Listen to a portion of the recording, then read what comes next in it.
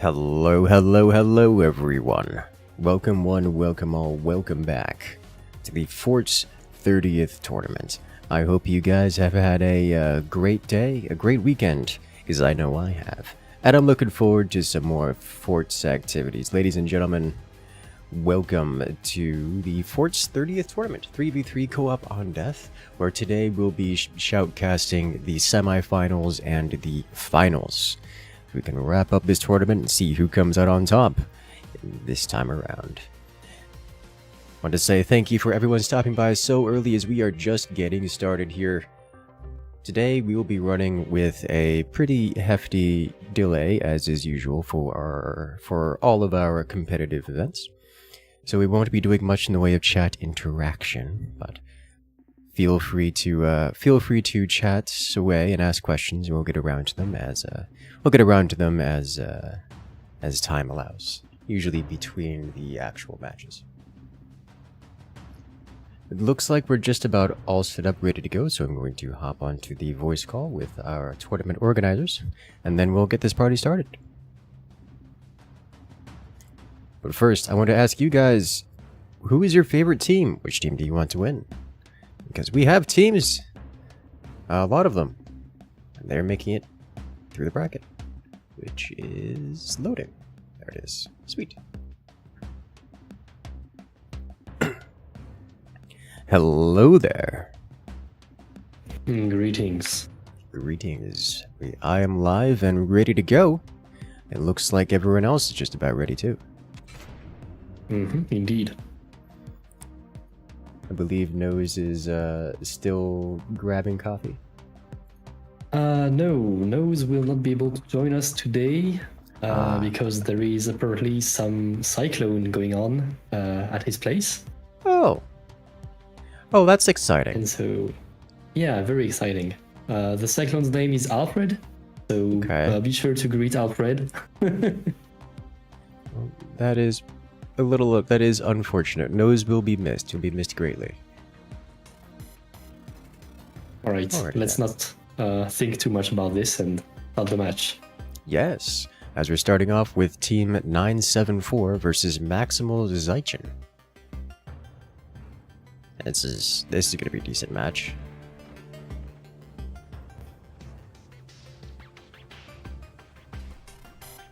All right.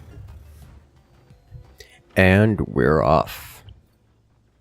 I do want to say, as we get started here, that the Forts Pro League will be starting up soon. I believe it is next week, the 15th. Yes, that is correct.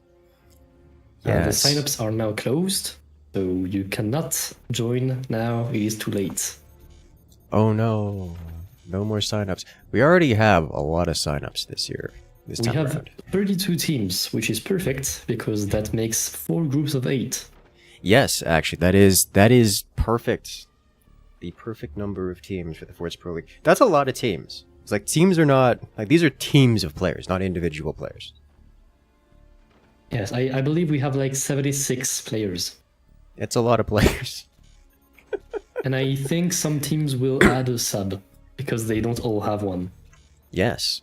So this is shaping up to be one of the largest. Is this actually the largest Forts Pro League? This is the largest Forts Pro League. The largest Forts Pro Leagues had 40 teams, and so it was groups of 10 instead of 8.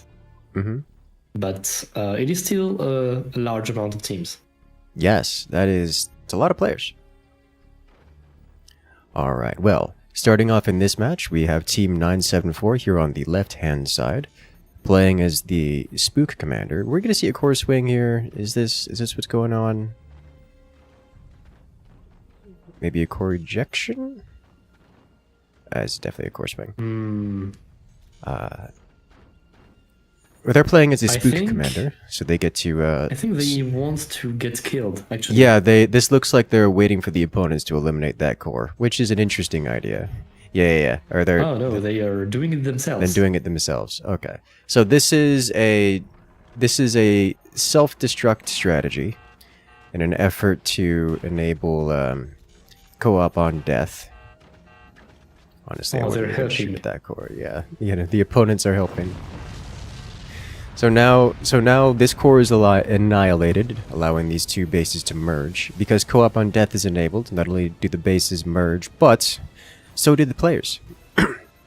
So that enables the players to remain in control. So now they just have one fewer core, losing out on some of the economy, namely all the economy from that core. But with the strength of the merged control and merged resources is quite good. On the other side, we have Team Maximal Zyken playing as the Hurricane Commander, getting access to additional build speed, as well as reload speed. Looks like they're going with a fairly standard style build orders, just cannon o'clock timings for most of their weapons. Nothing extraordinary. Hack Tony playing it a little being greedy. Extremely cautious, or he's doing shotgun like aggressively. I think both of these are an option. I think he's not being extremely cautious. Is what he's doing. No, that is true. One buzzsaw and the entire fort goes away. The entire thing. Which is, you know, that happens. This is just what happens when you get greedy. They say that as if Hack Tony over here isn't the same level of greedy. Like, holy smokes, that's a lot of wobble for the base. Double AP sniper out of Team 974. Getting some hits. Sniping out some greedily placed weaponry. Among other things. But no threat of destruction. Team 974 is just kind of behind at this point. They've managed to reconnect to all the base locations. But this lowermost base position is almost entirely undefended and very vulnerable. So I'd say... oh, pain. He already lost that once. And he rebuilt it without defending it first, and then lost it a second time. Oh, that just hurts. That hurts so much. Worth noting that Team Maximal Zyken is going for the Magna Beam Cannon combo. We've seen that combo a fair few times throughout this tournament. Usually to decent success. A swing and a miss. Clean through, over the sandbags, under the turbines. You don't see that every day. As those double AP snipers are just being a menace. Honestly, literally sitting on the AP snipers all game is a completely valid and high value thing to do for the team. Like, you have 3 players controlling the single mega fort that is Team 974 here on the left hand side. Yeah, just have one of those players do nothing but sit on the AP sniper. It's very effective. It's hard to go wrong with that. Just be an absolute terror. Punish the opponents for daring to leave any of their weapons vulnerable for any amount of time.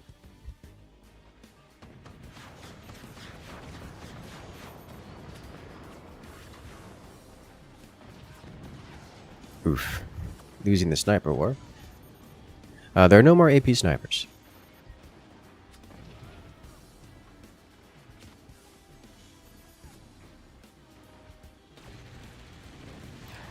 I'm expecting Team Maximal Zyken, as much as they've gotten punished for much of their losing of the snipers,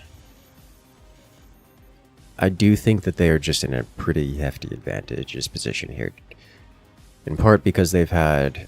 It's mostly the time they've had to expand. They've been free to keep all their resources the whole game. They've not floated money away, which means they're spending it everywhere. They've got thick defenses pretty much everywhere. They did lose a lot of weaponry, but they have weaponry now. Interesting note that Team 974 actually does have more active cannons than Team Maximal Zyken, but Maximal Zyken has a variety of weapons. 20 mils, cannons, Magna Beam, Fire Beam. seems to be now winning the map control game, the sniper duels, much more consistently. Really, at this point, the firepower goes to Team Maximal on the right-hand side, and Team 974 has enough to compete, but needs to change the math a little bit. Needs to get numbers shifted around before they're able to do real damage, or at least a game-ending threat. And the way that they've chosen to do that, or at least the path to progress, is just adding additional cannons across the base. Team 974 is working on a third cannon in construction right now.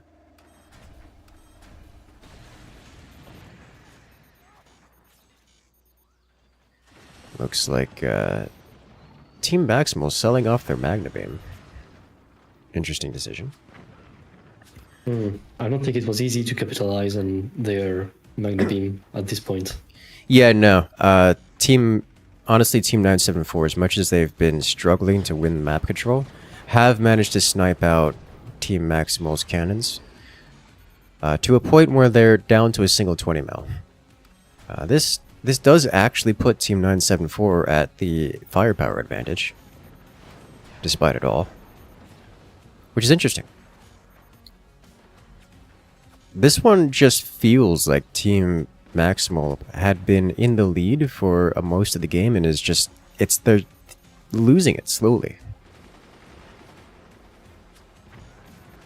Team 974 is just doing a great job of constantly fighting back, slowly getting damage done, and more importantly, not taking damage in return, at least not meaningful damage. It's just resulted in them slowly getting progress.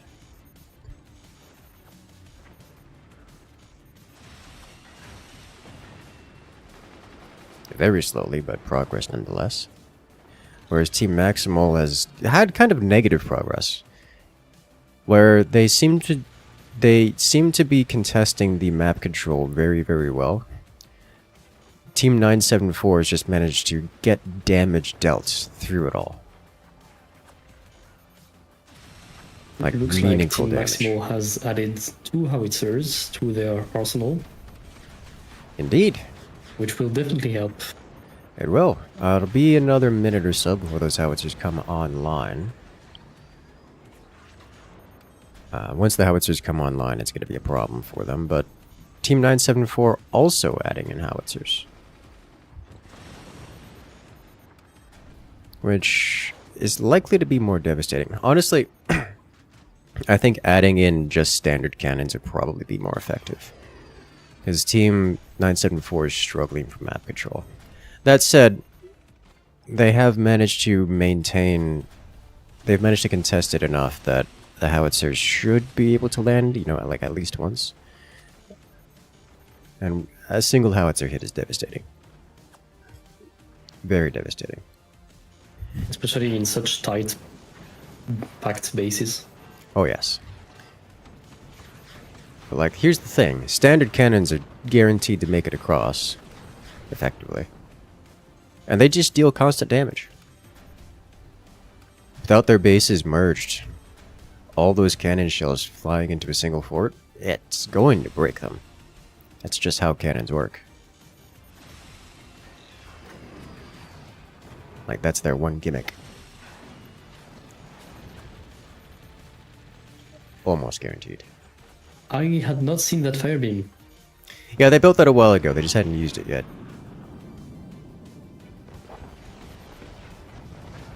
Ugh. The miniguns. Oh, the howitzer lands, taking out some of the armor components for Team Maximal, but not enough to actually break anything. 20 mils splashing all over 974's base. Remember when 974 tried to have map control? They're still trying, but it's real painful for them right now. Oh, the howitzer. It makes it across.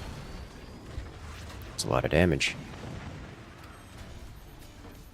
A lot of armor damage, so nothing critical. Hack Tony taking the brunt of Team 974's firepower, taking the Team Tank category.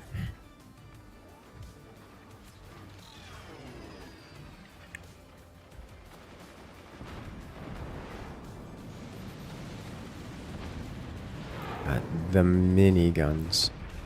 I will say, Team 974 is doing a pretty good job of taking those howitzers out of the sky, all things considered.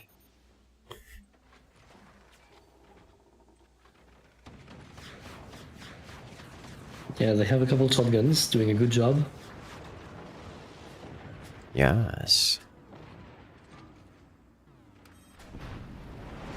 Very good job. I wonder if it's the same player who's sitting on the snipers so consistently. Ooh. A shotgun revealed as vulnerable, and minigunned. Wonderful. Oh, the door snipe. Wow. It actually needed the door snipe too. The Durricane there had enough armor to survive the cannons.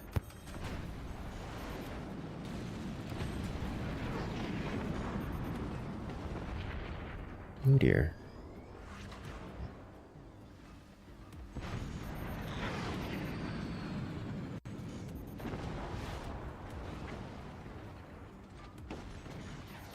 Yeah, they're trying to take out Hack Tony's weapons, it would seem. And I don't blame them.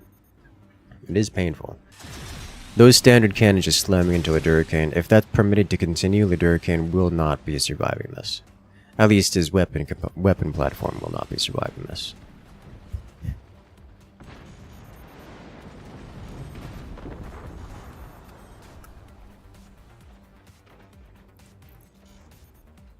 I am surprised to see... I guess I shouldn't be surprised to see so much reconstruction. Oh! The fire beam not paying off. Igniting those cannon shells without taking them out of the sky just makes them more powerful.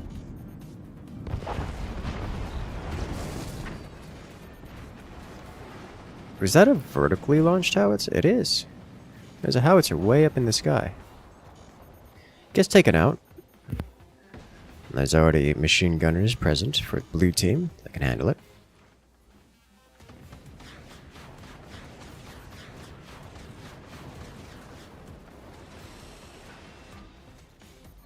Very well done.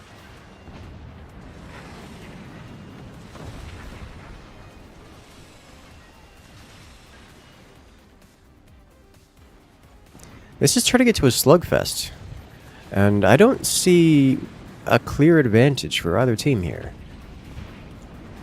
Both teams have just enough map control that they're able to keep the howitzers out of the sky. Team 974 is struggling to scale up, whereas Team Maximal is similarly struggling to scale up, but for slightly different reasons.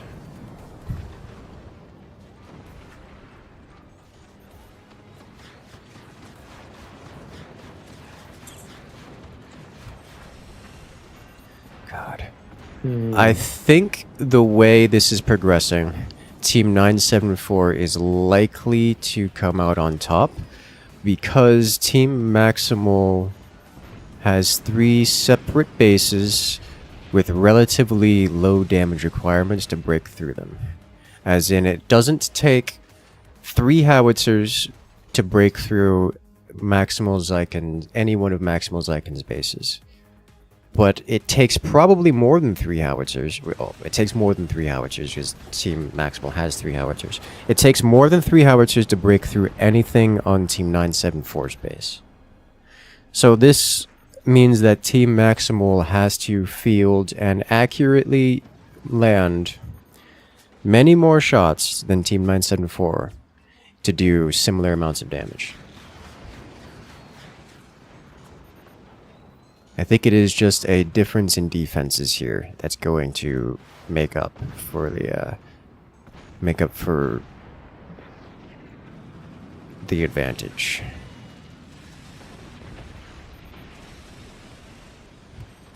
Because one of these days, Team 974 is going to get all their cannon shots into a spot, And Zyken's gonna take a lot of damage.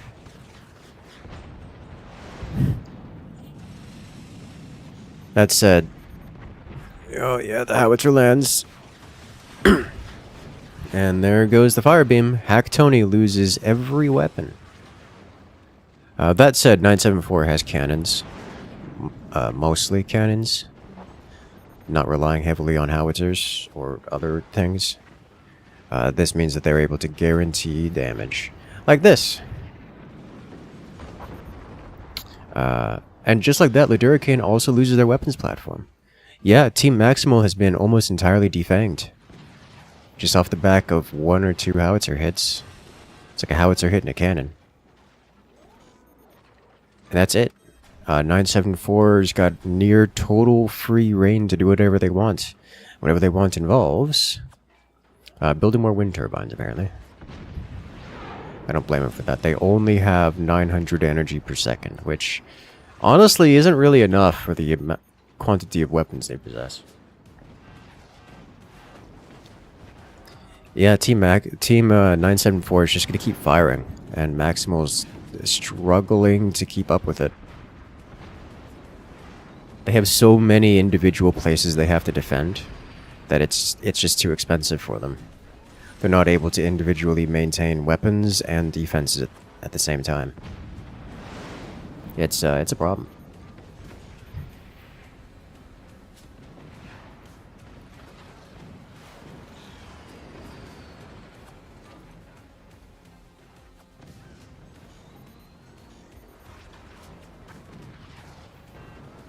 Oh, Hack Tony taking another hit.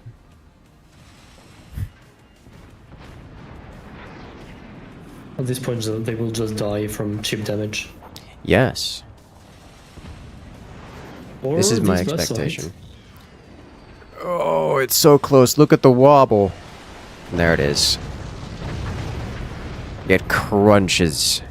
One player fall. Wow, there's nothing left. A clean slate on that base. That's a lot of investment removed. Oh dear.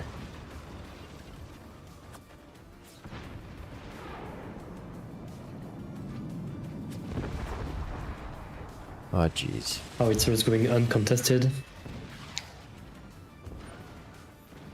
You don't want your howitzers to go uncontested.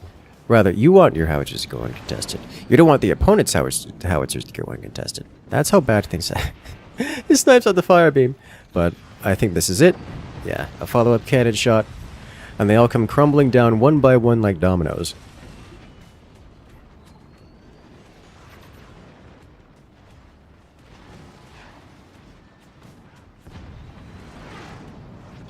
It's, oof.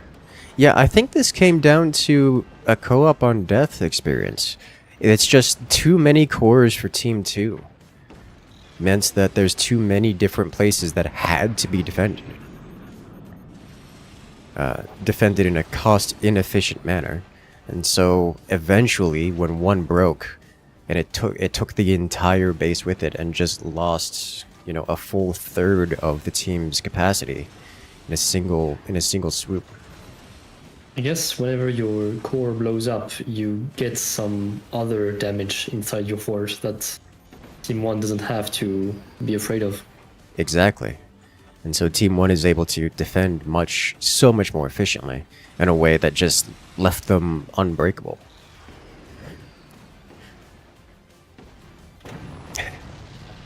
And there it goes. Team 974 wins round 1 in this series.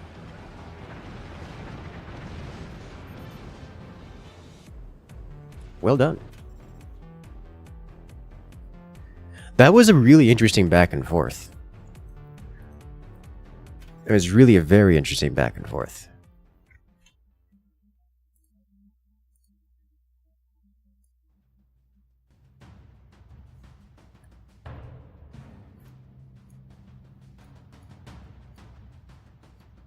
Okay.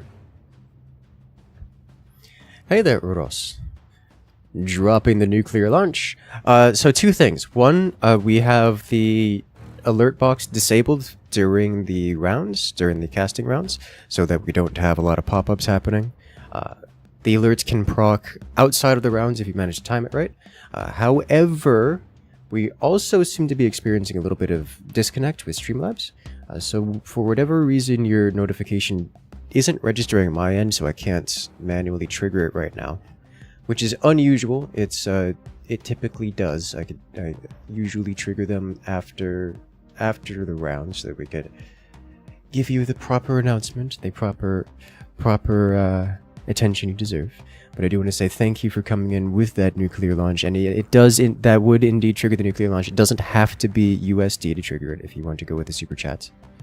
But yes, well done. Thank you so much.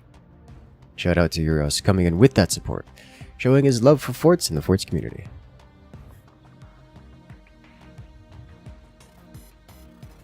Looks like Salzberg is here. Looks like he's taking a short break, but yes, he is casting today. Yes. Salzberg, one of the other casters here in the forts community. Make sure to check him out on Twitch. He casts in German for those looking for the German language.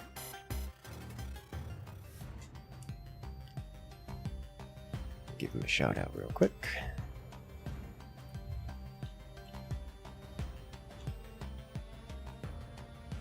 Unfortunately, because this is a 3v3 tournament, we don't have any more slots for other streamers, which is unfortunate. Yes. Maybe someday we will be able to have more observer slots, hopefully. Maybe someday. I know... there's two major ways I've seen that for RTS games. The first is just allow more players in the lobby, which I think is probably a mistake for a game like Forts. The other way... Definitely. Yeah, definitely. The other way involves having a replay, like a delayed replay system, where replays are... Yeah, some kind of stream, I guess. That's a good way to put it. Where replays are saved live on the server side. Not that Forts has dedicated servers, but where replays are saved on some replay server, and assuming that we want it to be live and up to date, then it's done in a streaming type manner, where those replays can be watched from replay as they are being created. Which is typically how games these days handle it. An idea that was thrown out would have been to, like, let's say you have some other lobby that comes to, like, just a full observer lobby that connects to the actual match lobby, and so the host of the match lobby would, like, send out the information to that other lobby, so they would broadcast it to other observer players, and that might work as well, but yeah. That's an interesting halfway point. Is complicated. Yeah, it can be. It can be. There's always at least one German team. Yes, at least one is a good way to describe it, because there's usually more. A lot more. Yeah, I would say a majority of the good players are German. Yes. In our current era. The Germans are taking over. Whatever shall we do? Alright. And we're off to round 2. Here we have on the left-hand side, the sides have been swapped. It's Maximal Zyken, playing as the Overdrive Commander, one of the more popular commanders these days, facing off against their opponents. Team 974 as the Firebird Commander, another popular commander. Two very, very different commanders, although capable of similar degrees of... it's capable of similar strategies.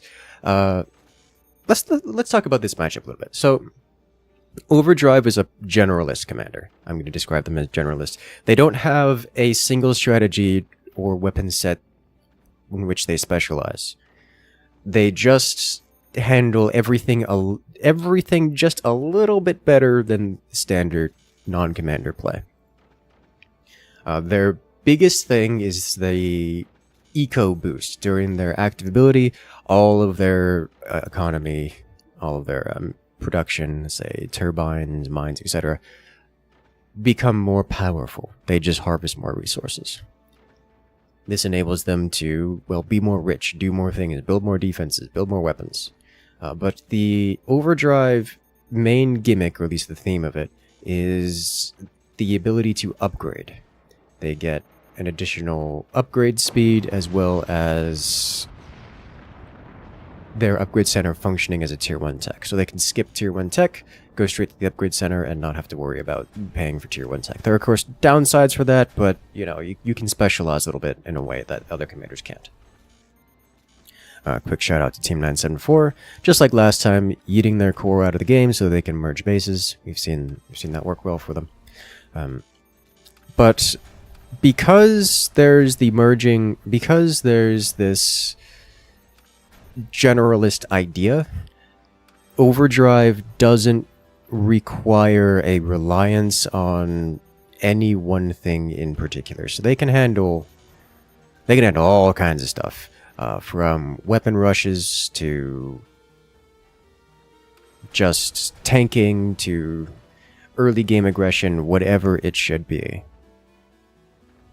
Whatever they desire, they can handle it. It won't be better than a more specialized commander at doing that one thing, but it can still compete. And because of the eco boosts during the commander active, they can compete pretty well. Worth noting that Team Maximal Zykin has gone for an early game cheese, and then decided not to, because Team 974 wanted to be cheesed, and wanted to be cheesed so hard that they yeeted their own core out of the game. So that's just how that works. So now Team Maximal Zykin has spent money on 4 AP snipers that are not going to be used for the foreseeable future. At least not in any meaningful capacity. Which is actually a quite nice little bait and switch out of Team 974. On the other hand, Team 974's strategies are going to be substantially different. As Firebird, it is difficult to quantify Firebird's effectiveness, at least compared to the other commanders. Like, Overdrive is very specific in how it is used, as much as it is a generalist commander. It is specifically used for a little bit of everything. Whereas Firebird empowers incendiary weapons, such as these incendiary mortars, and more importantly, causes non-incendiary weapons to become incendiary.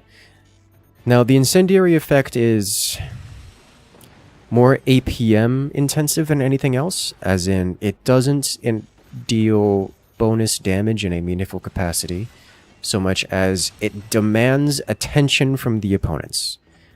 Because the incendiary just deals damage over time for so long as the opponents don't pay attention to it. Yes. So this means that the opponents just have to pay attention to it, and that is the solution to Firebird most of the time. At least until things escalate. So Firebird is more of an APM tax on their opponents. But an APM tax can be rough to deal with, because if you max out your opponent's APM, then suddenly things start falling apart very rapidly. Additionally, the incendiary effect is actually pretty alright when you spread it around with high AoE effects, high AoE weapons, such as, but not limited to, these nukes, as we have nukes coming out from Team 974. It's quite popular to use incendiary 20 mils and incendiary cannons for similar reasons. Cannons, while lacking a bit in the area of effects, can't be meaningfully shot down, which means that those cannons are guaranteed to land and then use their mediocre AoE to spread the fire around and deal just a little bit more damage. Similarly, 20 mils, while lacking in splash damage, spread their many shots all over the place, spreading those said incendiary rounds Is it death? Oh. It is pain, that's for sure. It is pain, yes. Death by fire, beam, and mortar. It's really just the mortars landing. There's not nearly enough map control coming out of Maximal Zykin, and 974 is punishing him for it. The fire beams burning, machine gunners out of the air, and mortars just coming in clutch. So this is a popular strategy to use with with the Firebird Commander, but it's worth noting that the Firebird Commander is not substantially empowering this. Because Maximal is keeping on top of their extinguish, they're keeping on top of the fire. The bonus fire effect is just not applying all that much. We don't have a bunch of machine gunners, we don't have a bunch of snipers or AP snipers sending that fire deep.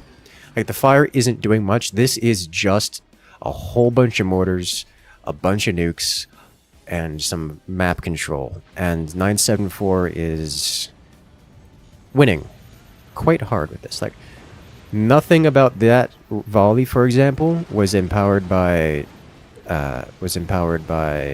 Firebird, and yet they nearly annihilated another core for Team Maximal. Hackatoni down to 37% with that. It's not looking good for Team Maximal here. Their path to progress involves retaking map control and getting proper weapons fire back onto the board. We're seeing Team Maximal start to reply with heavy weapons. The first laser shot guarantee the heavy weapons, which guarantee your damage, are starting to deal chip damage over to Team 974, but they need to ramp that damage up quickly or it's going to be a problem. Because Maximal is just not able to maintain map control here. We are starting to see 974 do a Firebird specific strategy. That is the wielding of Incendiary Flak. Incendiary Flak is capable of igniting things, of air bursting incendiary rounds and igniting things which would not normally be ignitable.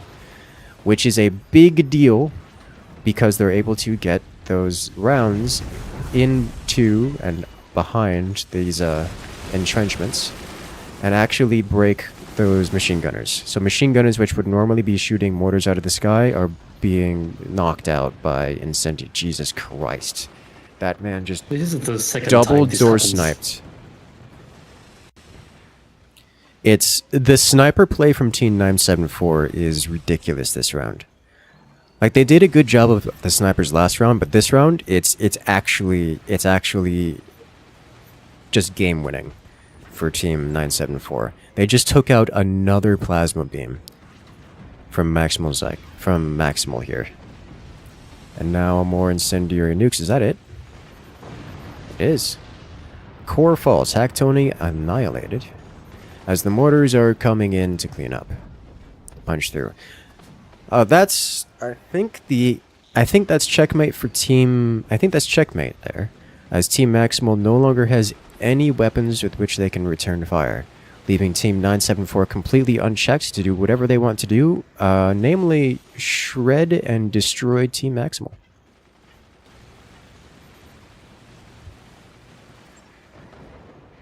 So many fire beams. It is a lot of fire beams.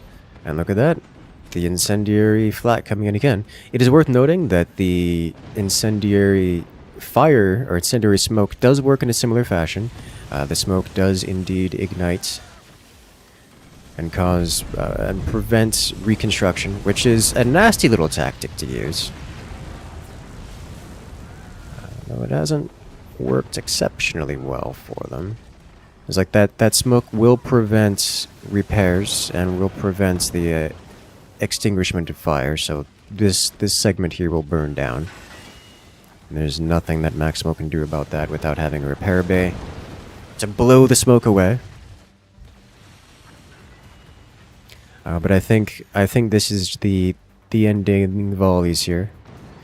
Checkmate is coming, and there it goes. Maximal Zyken burned out of this round. Very swift victory there. Very swift victory. Not uncommon for Firebird play. Firebird because of its boost to the APM requirements of the opponents, tends to play very well with early game aggression. Mortars especially. Mortars, flak, such. Very important. Very effective.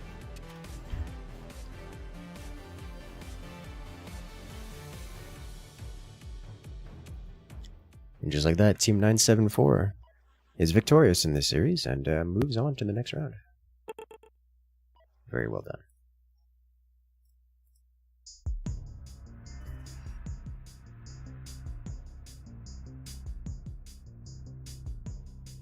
Alright, who have we got next? We have got a bunch of good players. I like these words. We have Team Pizza, which is Ethan, Taichu, and Der Benzinpreisvergleicher. Against Team Die Kupferstecher, which is I am myself, Claudius, and Alicio. Ooh, fancy. Fancy indeed. This is going to be an interesting match.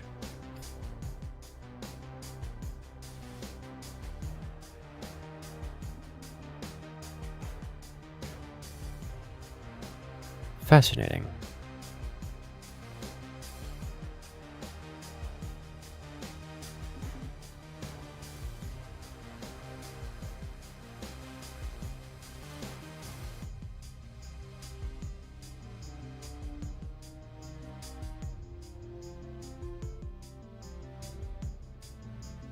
Okay.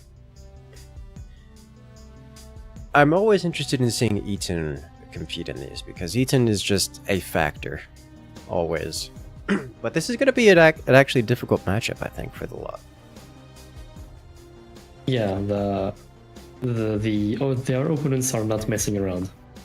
Yeah, this is we've gone through the phase where we've weeded out the lesser experienced players, and now it's all the resident tryhards, or at least, I don't really. It feels disingenuous saying that, because a majority of the players here are very meme capable, and regularly, like, the normal is meme as opposed to tryhard. But they are fully capable of just blowing everyone out of the water. And they regularly do that. And when you have both teams coming in to do this, it is intense.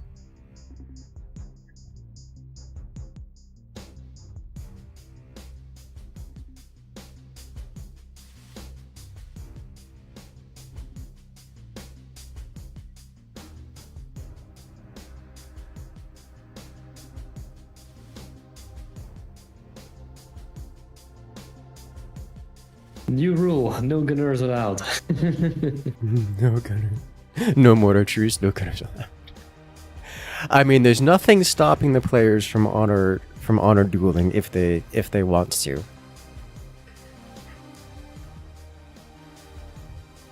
Yeah, but we would rather see that in the bronze match. Yes. The bronze match is typically where that's done. And this is the second of the semifinals. Yep. He wants to remove the time limit. Why are you like this? I will vote for no.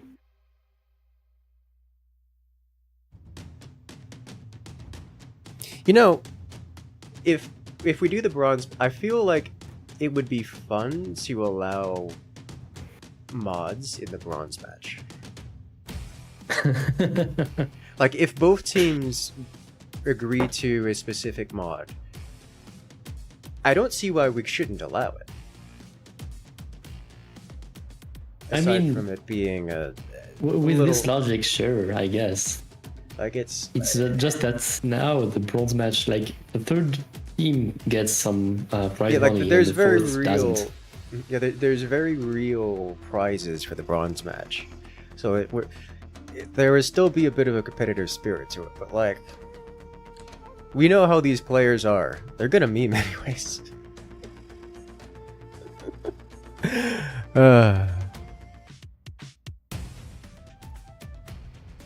Hey there, Uros, coming in with the everything is on fire. Yeah, I seem to be having some technical difficulties here with the super chats. It's not registering. But everything is indeed always on fire, especially in that last match. But yeah, Uros, for whatever reason, my Streamlabs is having some technical difficulties, and it isn't registering the super chats as it's supposed to. That should have popped up for you guys to see on screen.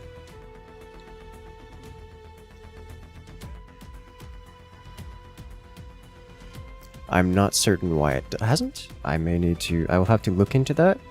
after the shoutcasting here, after this stream here. As per usual, we'll be doing a post tournament stream. This time will be forts, so we'll be opening up to some public lobbies after this tournament, as we often do. Because you guys never have enough forts. I know. I mean, I'm okay with this. Like, you know me, I'll just stream forts for like 12 hours straight. Oh yeah, I know. I know you would. That's just the normal around here. So like, every once in a while, I wake up at like 9 a.m. in my time. And that's like 2 or 3 your time a.m. And I'm like, why are you still streaming? People love the game. You know, people want their lobbies, and there's so many different time zones. When the Americans go to sleep, the Europeans wake up, and the Australians show up at some point, and then it's just you gotta have more forts for everyone. But yes, we'll be doing some more public lobbies after this, and I will make sure to have it fixed for that time. But for now, we have round 1 in Team Die Kupfers versus Team Pizza. Oh dear. So this is a commander I've not seen in a hot minute in these competitions. Though it does work pretty well in 3v3s and 4v4s. Yeah, it's a commander that I don't see outside of 4v4s very much. I imagine it works pretty well in 3v3s too, although I just don't play enough 3v3s to have a lot of experience with him in 3v3s, but I assume it will work pretty well. Buster. Buster's an interesting commander. Its primary gimmick is that it empowers kinetic weapons. Kinetic weapons of all kinds get additional penetration, as well as an incendiary effect. This enables them to penetrate deeply through opponents' defenses with incendiary effects. In practice, this turns into guaranteed chip damage with cannons, which just makes cannons just atrocious to deal with. It's like, oh hey, let me just tank these cannon shells with extra wood. It doesn't work, because the empowered variety of Buster cannons just penetrates through it all, ignites everything, and deals guaranteed damage. And because it's ignition damage, it's guaranteed to do just a little bit more than just flat damage. Delays the repair during the extinguish animation, which means that you just suffer, and you suffer a lot of chip damage. And when you have, 3 cannons, it just doesn't really matter how much armor you have around something, it's going to take guaranteed damage. And so it just starts breaking things. Breaks things like internal components, breaks things like weapons, it all gets broken. And so this is why in things like 4v4s, in the larger matches where you say, each player builds 1 cannon, you pick up points on the enemy's base, and it just doesn't matter what they have, it breaks. So I'm curious to see how that's going to play out here. Whereas on the other side, here on the right hand, in the red, it's Team Pizza. Eaton, Der Benzin, and Taichu playing as the Pinchfist Commander. Pinchfist Commander, you know it, you love it, skeletalizing their own base at the early game to pay for additional goodies.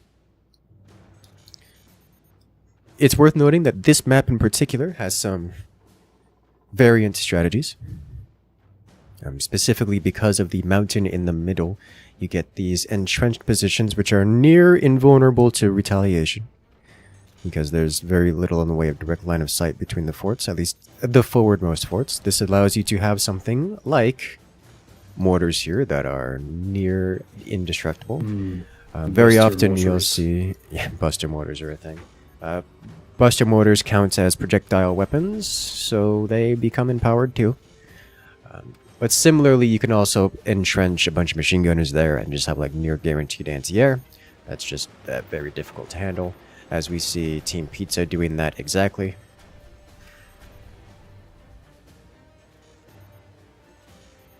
So I am curious to see how this is going to play out. Looks like Team 1's going a bit aggressive with their play.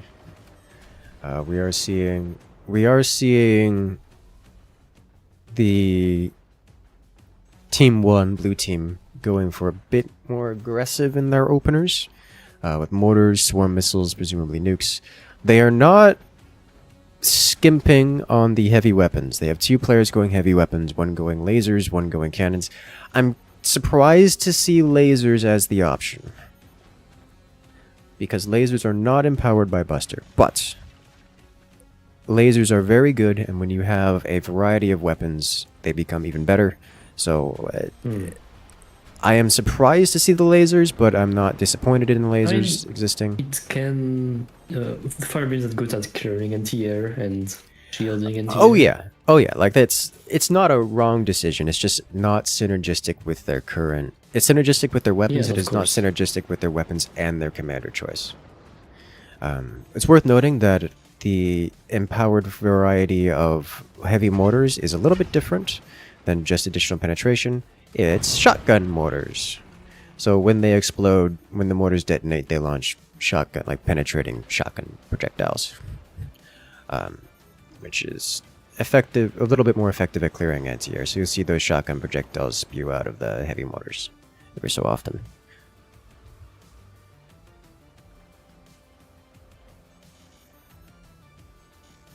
So that's quite relevant.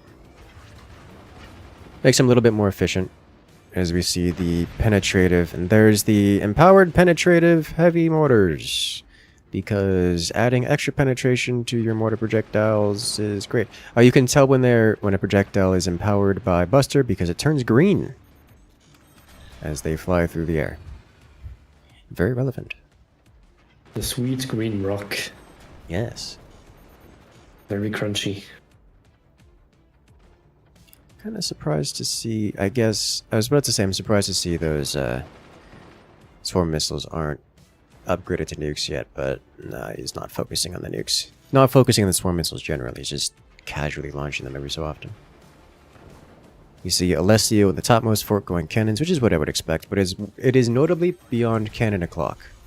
And we haven't seen much in the way of anything heavy weapons for any of the players. We've had a couple launches of plasma beams, but the players have not launched. So we've had a couple firings of the plasma beams, but the plasma beams are just not being consistently fired. Pizza has 2 plasma beams and is not firing both of them, is only occasionally firing one of them. Same thing kind of with Declipsers over here. They have 1 plasma beam, they're not really firing. There's a standard cannon for Derbenzine up top, which it's just not been fired. They're building 2 more standard cannons instead of firing, so there's just kind of not a lot of aggressive play out of any players here. Decupfers, obviously, with the mortars is a little bit aggressive, but they're not even going hard into it. It's just occasional mortar firing, just to keep... It's more like keeping Team Pizza honest as opposed to doing any real damage.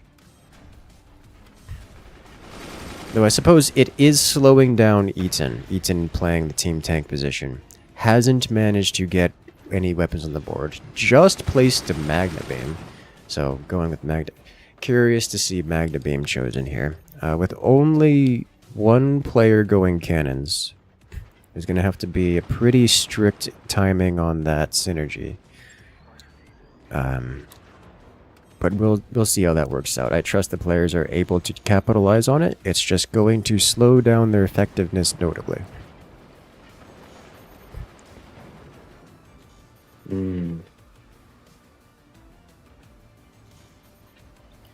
Alright, so it looks like they're going to be waiting because those cannons are not exposed and ready to go.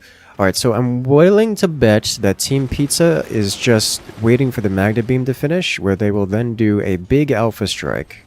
So that'll be like another 45 seconds before Team Pizza starts to fire. This is going to go to the 8-minute mark before Team Pizza even fires their weapons, which is just unusual. But when they fire, it's going to be devastating. Whereas Team Decupfers is in a similar situation, although they are ramping up their damage slowly. I'm expecting them to fire their cannons any second now. I don't see why they would wait beyond just laziness. As soon as the doors are ready. Yeah.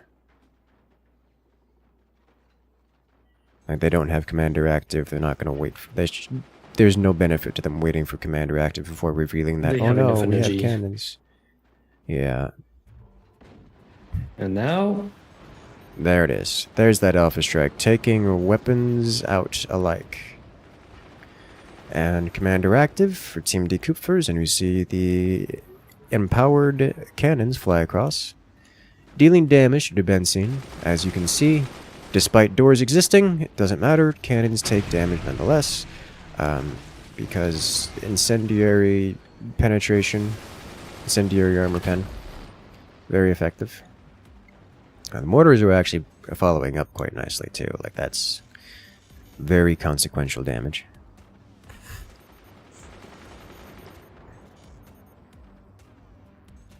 Oh dear.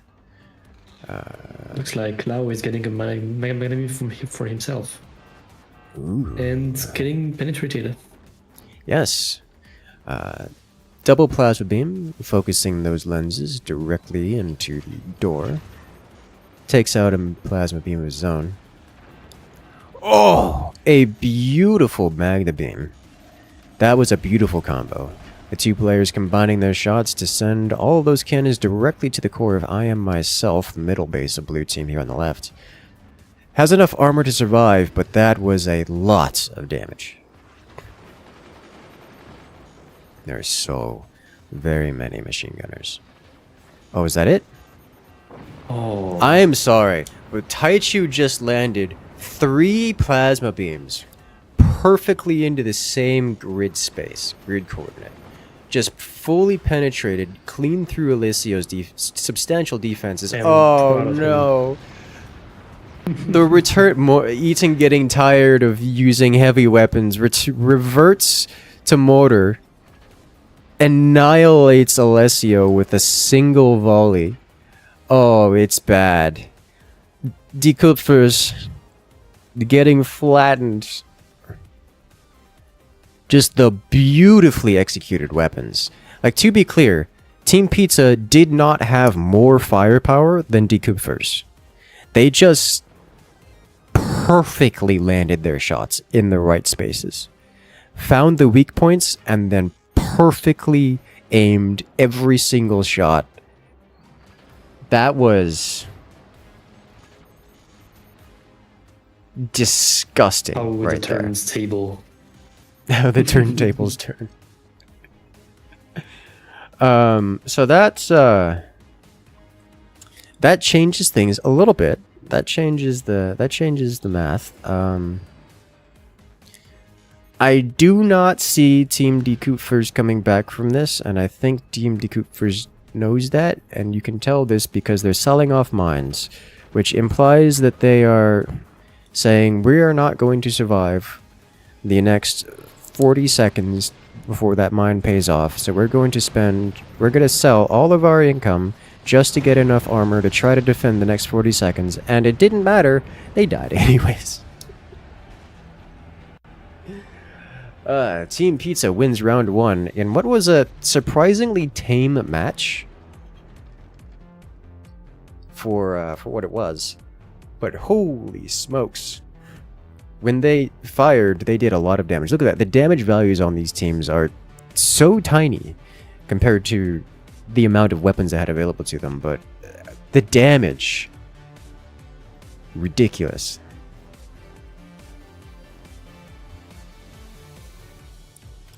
That was intense.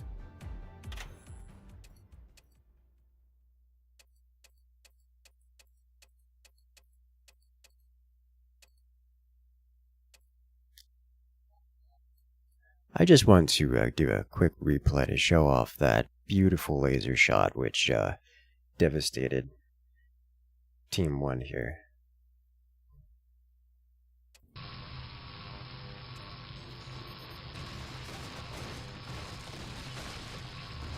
Look at this.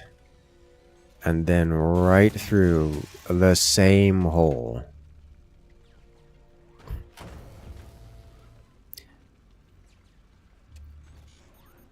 Comes the second shot.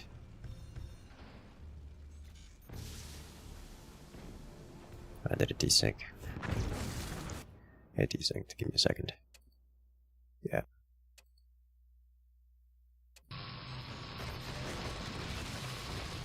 Right through this same shot. Same hole. Look at that. It's perfect. 3 lasers through the exact same hole.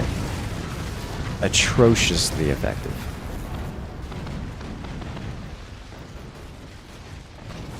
That was, that's what's called precision. And accuracy. You need both.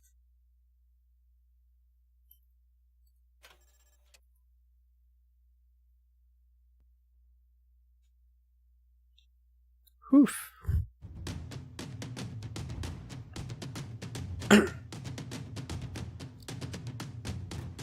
Alright, let's get set up for the next round.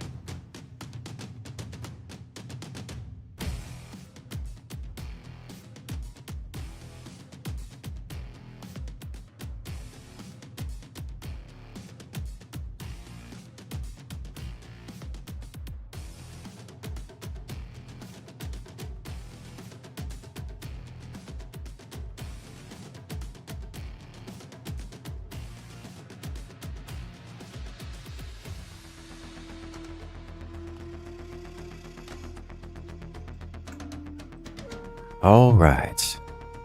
Alright, ready up.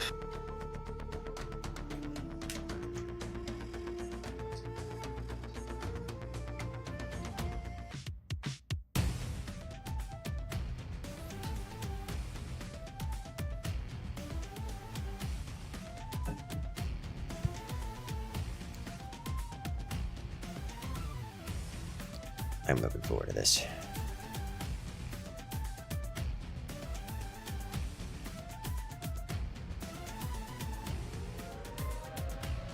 Warning, nuclear launch detected.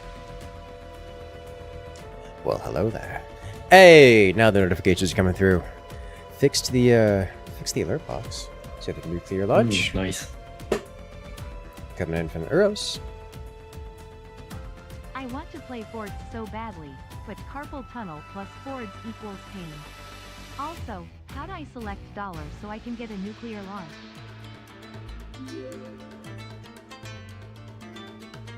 Everything is on fire. Everything is always on fire.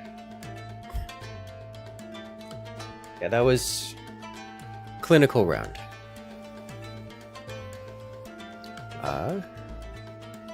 I'm gonna have to rejoin 42. I'm currently, it looks like I'm bugged. I can't really up. Okay, sure. Network timed out or was corrupt. Classic. Okay. Yeah, sounds good. 'Cause I was, Sounds about right. I was in the lobby Messing screen. around. Yeah. Okay, I see. No, I was in the lobby screen. It just was bugged. Alright, let's go. And desynced lobby screen. Haven't seen that in a minute.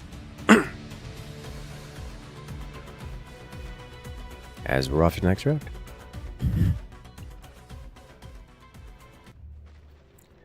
Alright. Now we're up to round 2 in this best of 3. For the second semifinals of the tournament.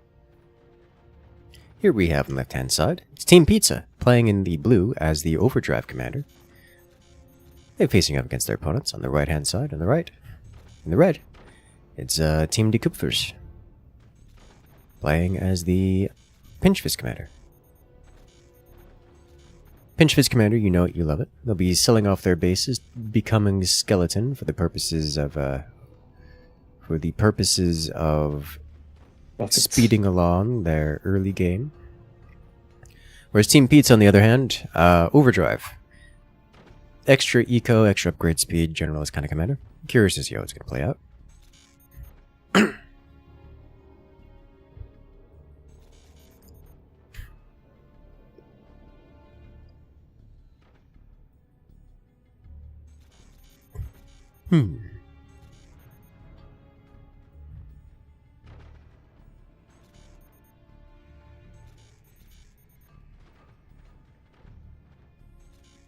I'm looking for anomalous building.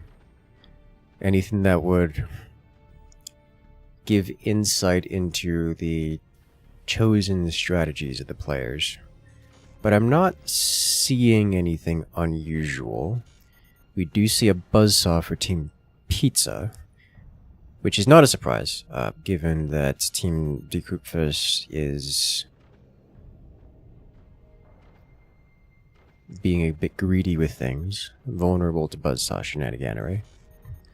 We do see Tier 1 tech being sold off for Team Pizza, which is basically guaranteeing that they're going heavy weapons. Imagine Clow being buzzsawed to death. I would not be surprised if that happens. Clow is the only one not guaranteed to be immune to buzzsaws, as both Alessio and I am myself. are presenting as immune to buzzsaws.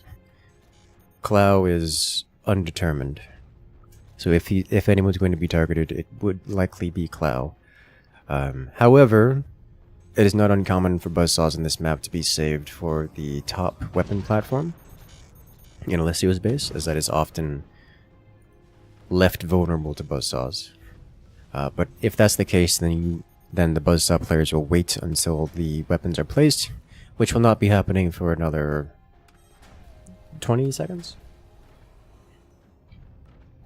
So we may not see buzzsaws activated for a little bit here, despite them being constructed early. Yes, alright, so they waited for placement, and then they're firing buzzsaws up there, which is not terribly surprising.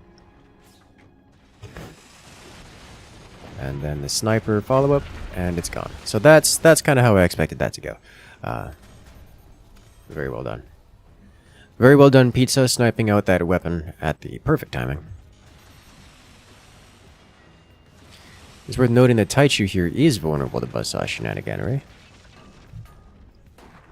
I don't know that Team Decupfers recognize that Taichu's core is just exposed. That or they literally have no weapons to punish him for it. Okay, never mind. As Taichu was vulnerable to buzzsaw shenanigans. As is Derbenzin. Oh, Taichu nearly being ripped off of the, ripped off his platform by that. That's close. Relying on the turbine to keep him attached, which is not unusual, but also a little bit risky. Now has a shield. Which will prevent that, though it is expensive. Derbenzin with an interesting cannon placement. I'm not sure what the plan is there. We do see... I've seen this a few times, but I'm still not sure this is good. Yeah, it's an interesting cannon placement down here. Oh, Jesus Christ. And the second one. Whoa! Pause. Timeout happened. What was that? He timed out. Yeah. And I'm getting a bunch of...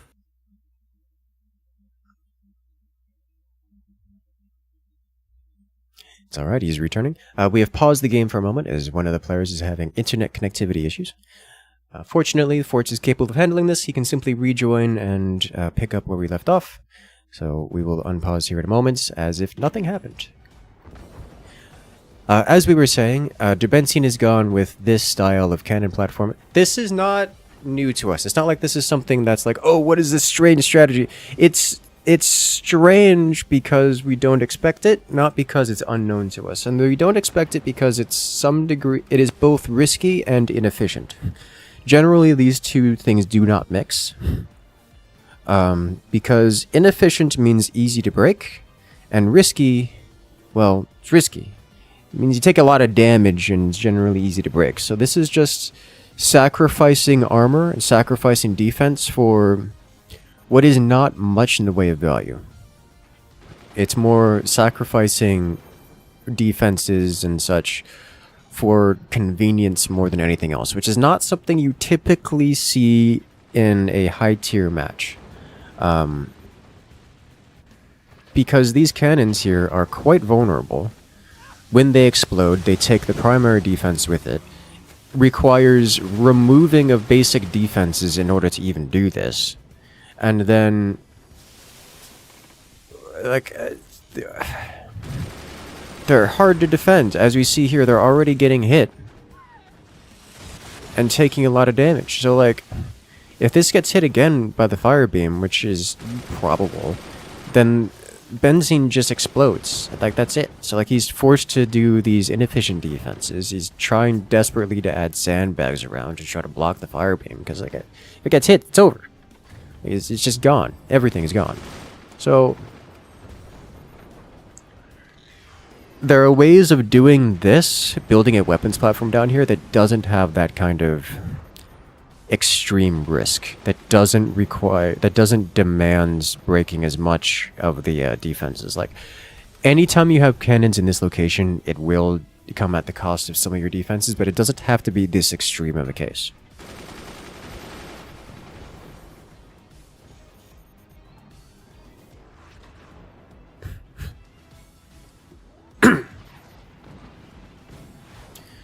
But here we do see convenient cannons come out fast. Do get damage done. Cannons are still cannons. They still punch quite as hard, even if they're vulnerable to retaliation. It's worth noting that we do have a difference in the weapon choices for the teams. It's all standard cannons for Team Pizza, here on the left-hand side. And it's pretty much exclusively howitzers for Team Decouplers here on the right. We do have one player going lasers, which is not surprising given the positioning. Both players in the central position are going lasers, which is pretty common for this map. But it's lasers and cannons versus lasers and howitzers.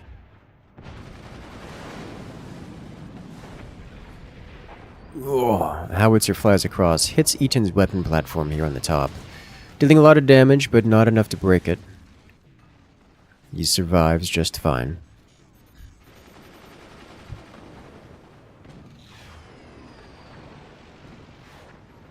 God, Eaton is just team tank once again. That top base is the premium firepower base for the teams, so focusing it down is usually a high priority. Because left unchecked, it's a problem. Yeah, that's a lot of damage. That is a lot of damage.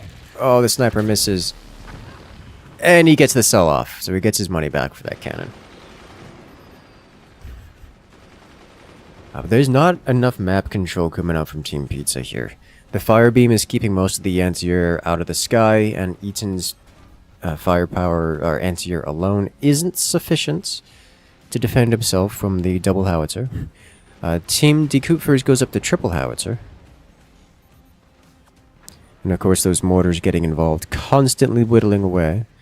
Clow in the lower fort for Team Decouplers here at the right-hand side, going for an internal howitzer adjacent to the core.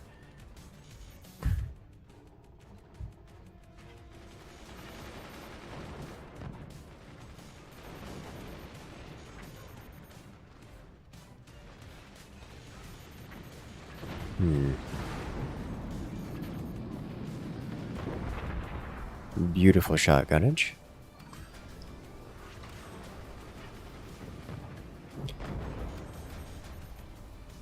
Looks like Team Pizza's starting to get map control back, or at least the ability to knock those howitzers out of the sky. They're been seen with the triple cannon, just replacing all of his armor, all of his defenses with more cannon. At this range, is able to successfully land all 3 cannon shells in the same spot, penetrating Clow's defenses all the way to the core, but not quite enough damage to break it. Looks like Team Decouplers not being on the spot with their fire beam. Not managing to defend the howitzers from the shotgun.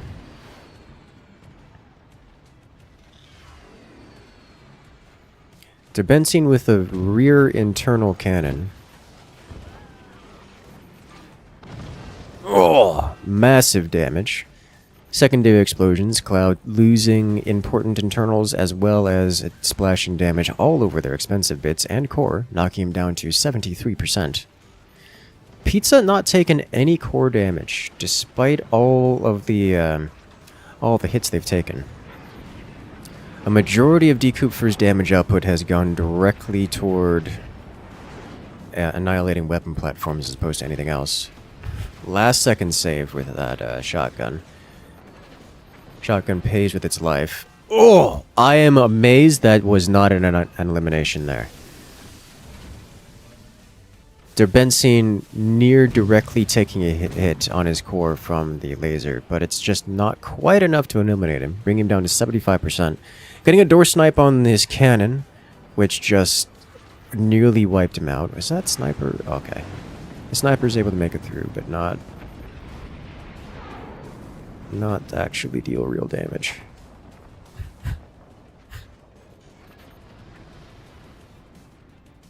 Oof.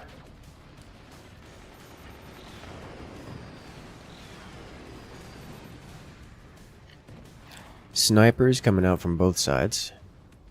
Door sniping a sniper. God, Team Decouffers on the right-hand side has so many howitzers. It's, you don't need to worry about the enemy point defense if your howitzers overwhelm the point defense. Which is the oh no, Eaton loses another pair of cannons. And it all comes crumbling down. Wow.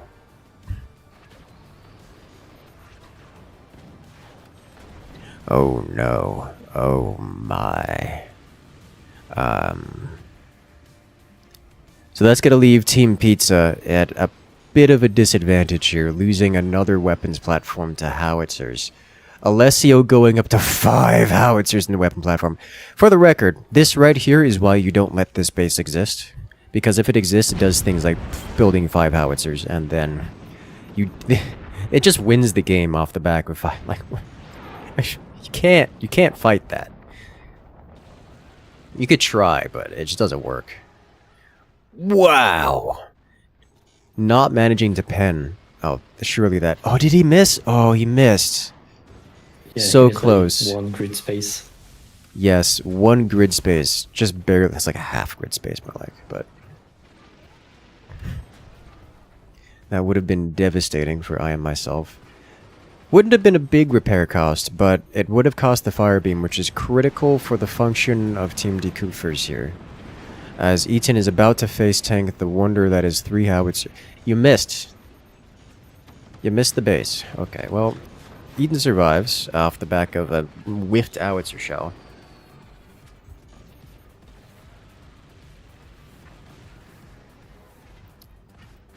Another cannon placed for Alessio. Going up to 5 howitzers and a standard cannon, looks like.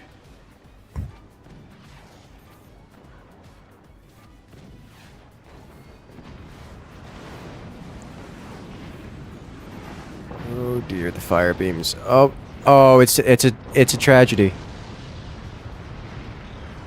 Derbenzine annihilates Clow. Decouffers loses a player.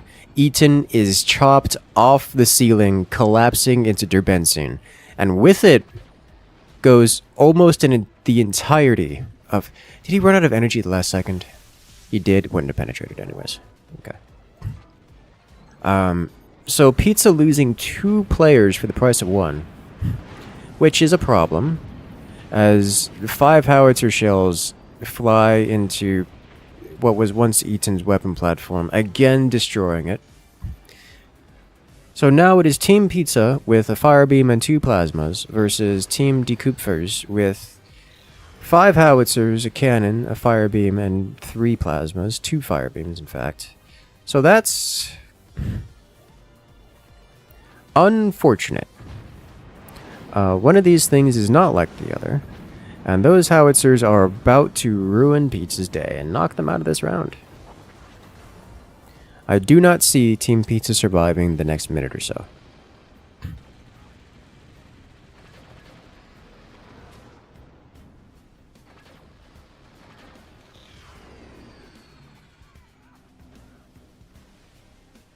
Oh dear.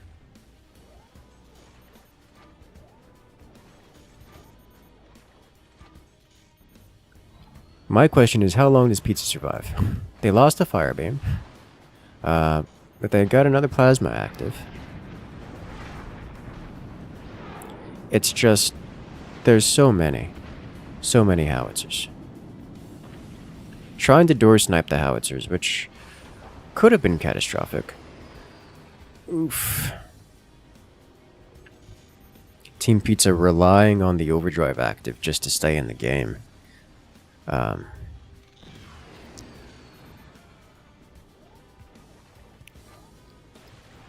Team Decouffers re-expanding to the lower base, building economy and other things present, but I think this is it. The howitzers have targeted the weapons platform, and with it, away go the plasmas. And with the plasmas gone, there's no real retaliation available.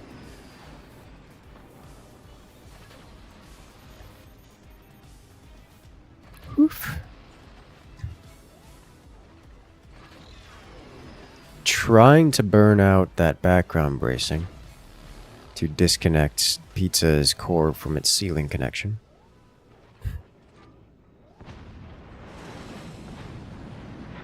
Buzzsaws, functionally similar. Howitzers will work just as well for that purpose. Assuming the howitzers actually hit their mark, which it looks like they will. And they do. And there it goes. And there we have it. Team D Kupfers wins round 2, evening the scores, taking us to round 3, the decider of this semifinals.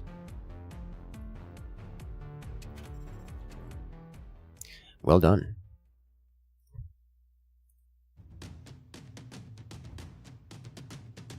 Well, that was exciting. Yeah, Team D Kupfers was just, they were permitted to keep their weapons platform the entire game, and it just grew to just irrecoverable amounts of damage up.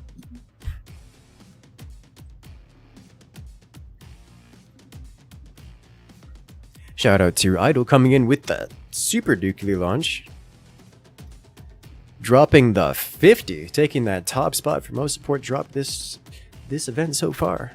Shout out. Say thank you. Been sporadically watching since 2020. Just wanted to show some appreciation since you finally caught you live. Have a good one. Have a good one yourself, and enjoy. We've got more content like this coming out every single week, multiple times a week.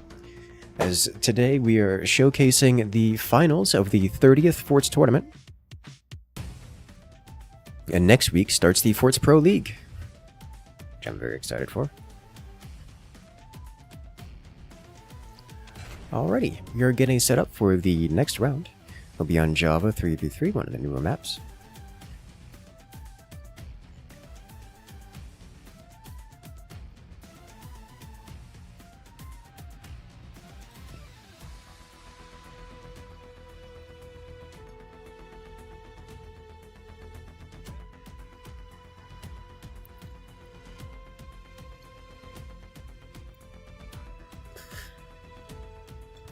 Alright.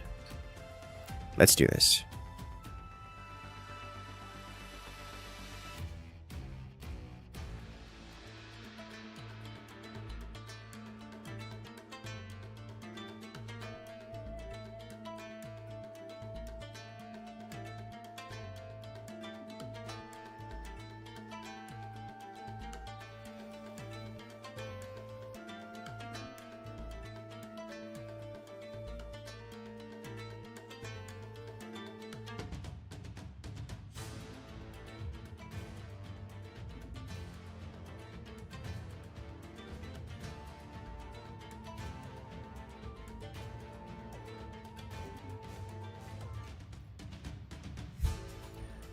Alrighty, the players are selecting their commanders as we're getting set up. We're almost ready to jump into the decider in the semifinals.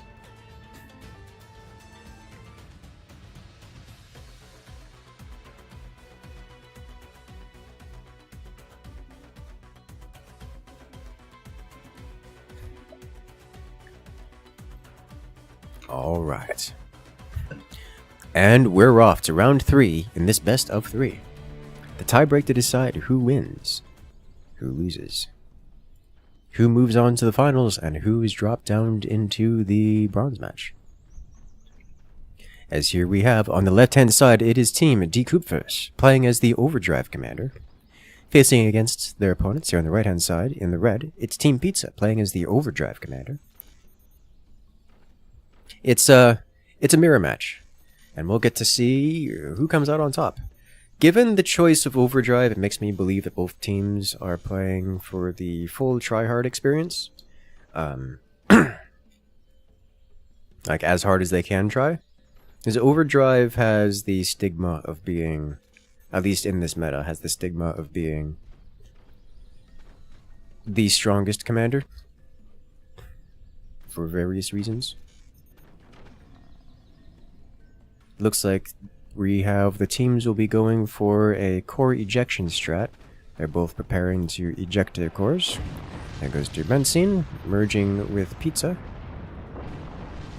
merging with Eaton, should I say, to form Pizza, as well as Clow, ejecting and merging with Alessio.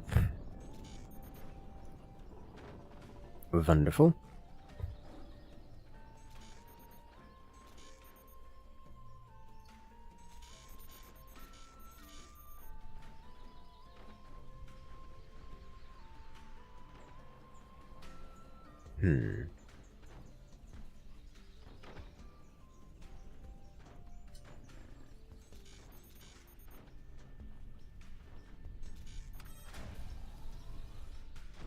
It's looking pretty samey for both teams. We see upgrade centers and cannons.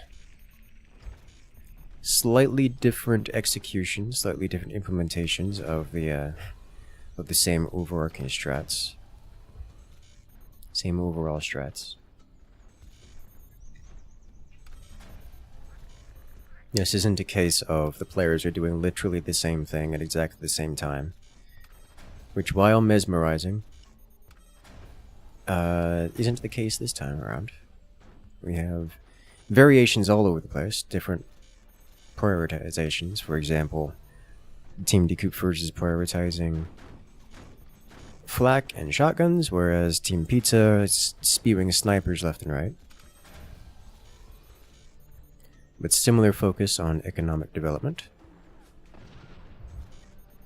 Both going cannons. Both of the lowermost bases are going upgrade center into lasers.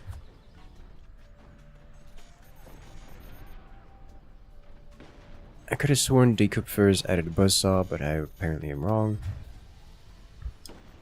We see shotguns coming out, bullying the snipers off of Pizza, and actually taking out a couple mines, mine and a couple turbines in the process.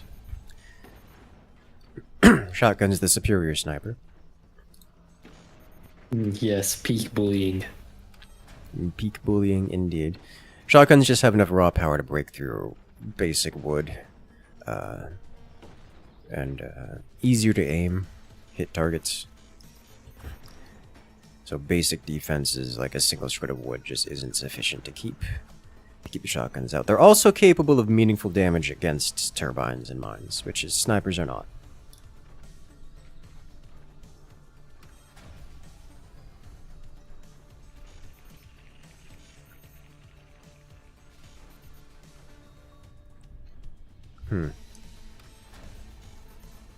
It looks like the cannon timings for Team Pizza are slightly ahead. Is that true? Not meaningfully, no. Maybe their second cannon is slightly ahead of this first second cannon, but no, even the timings are pretty close for their heavy weapons placements. Actually, kind of surprised to see the outer bases haven't placed their plasmas yet. We do see a return to sender out of Team Pizza. This is a bit early for a return to sender. I'm surprised to see it this early.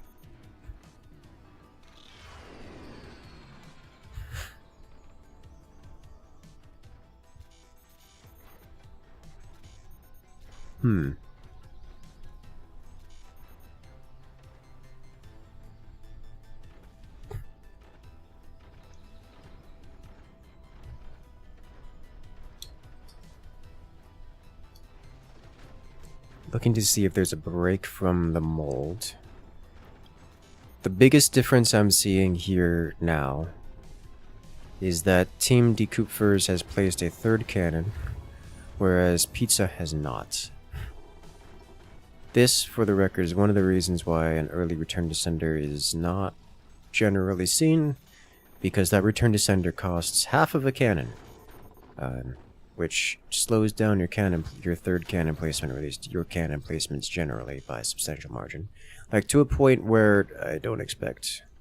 Oh, they have the money-ish now. Yeah, there we go.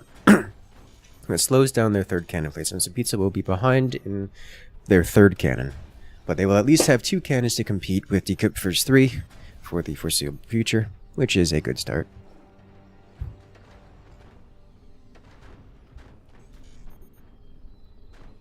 Decouper is actually ready to fire their cannon array right now.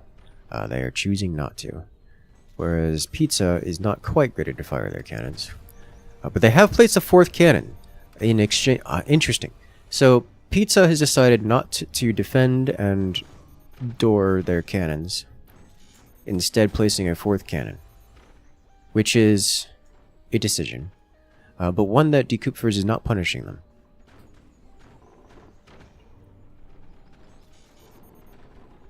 So that's fascinating. I don't see that every day, especially at this level when teams have multiple cannons. But it looks like Die Kupfers will be firing triple cannons at now. But it's kind of an unusual situation where both teams have decided, we're just going to truce for 7 minutes. Kind of. I guess the shotguns... Oh, Taichu, a little greedy with their plasma beam. Didn't door it properly. Oh. Wait, no. Was that a door snipe? Oh my god, that was a door snipe. I didn't realize that was a door snipe. The timing on that. Terrifying. Yeah. And 3rd cannon? Oh, they don't have the money for triple cannon. Okay. They spent their money somewhere, and then the triple cannon was unavailable. Now we see a return to sender at Die Kupfers, which is a bit better timed, I think. But the early door snipe, Die Kupfer gets an advantage over Team Pizza there. Lacking the plasma, it's a little bit painful. It's worth noting that Die Kupfers has placed another plasma. So that'll be weapon advantage to Die Kupfers, at least in terms of energy weaponry. Pizza is finally firing their cannons, doing a lot of damage, but only shredding armor. A hefty repair bill, but not one that cannot be paid. But not irreparable.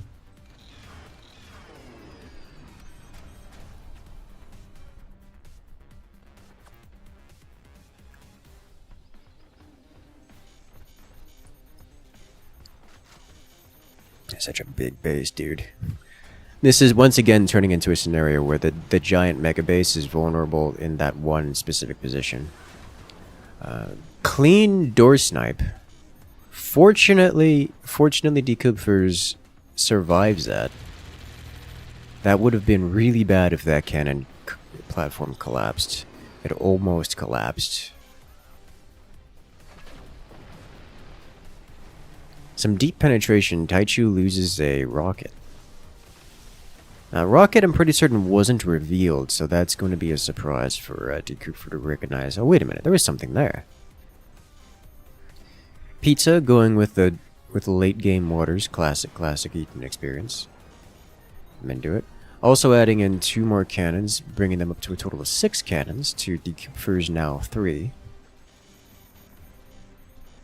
Which is a very big difference. Die Kupfer is mixing in a howitzer instead of additional cannon fire.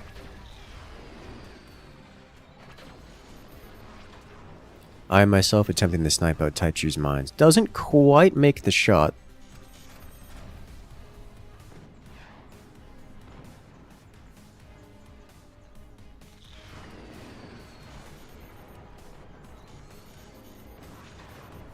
Looks like Team Pizza just ramping up the standard cannons and then firing them, starting to fire them off cooldown.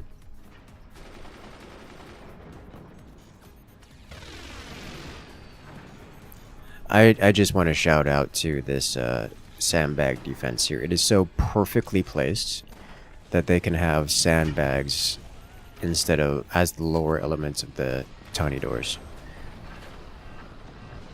Oh! Devastating. Taichu tries to catch, but doesn't quite make it. The foundation shots for I am myself just wipes out Taichu's lowermost nodes and takes the load bearing struts with it, knocking out the entirety of Taichu. Team Pizza immediately re-expands to that position, but that's so much value lost. That's rough. That's real rough. So here's the thing about these forts. We've seen this on this map a few times over. If the lower armor in front of the core is destroyed, it takes the entire fort with it, because the lower armor is also load-bearing.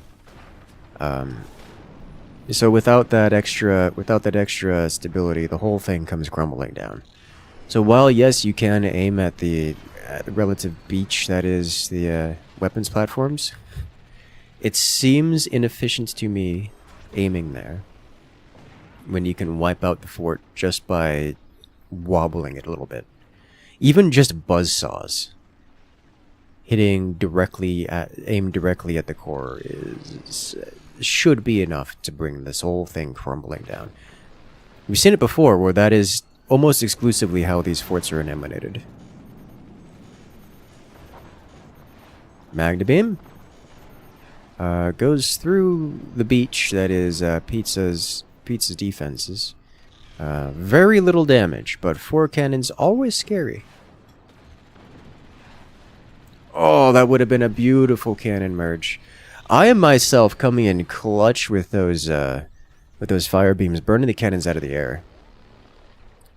Only 2 fire beams taking out 4 cannon shells is great value. Honestly, while Pizza has a firepower advantage, Die Kupfers... Is that true? Do they have a fire? I don't know that they have a firepower. Yeah, no, that's just it. Team Die Kupfers, wow. A beautiful shot with the Magna Beam, ends it immediately. Despite having fewer damaging weapons, they landed it where they needed to the core from above, around the defenses. And that'll do it. Team Pizza is knocked out down to the bronze match.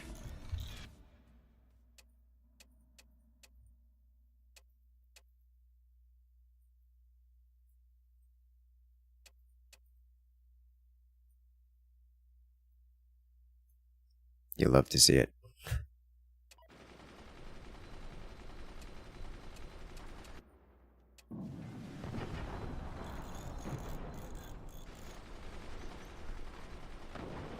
Alright, let's see what we got next here.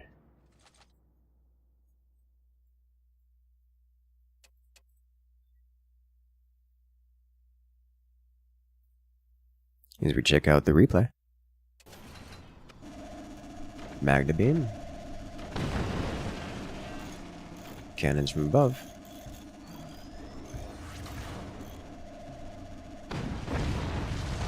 Just straight to the core, bypassing all the defenses. All that thick wood and armor, irrelevant when the cannon comes from a weird angle.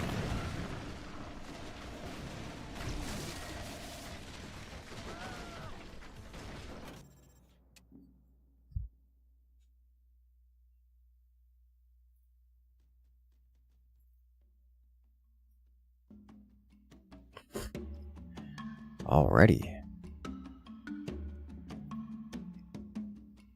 So next up is the bronze match.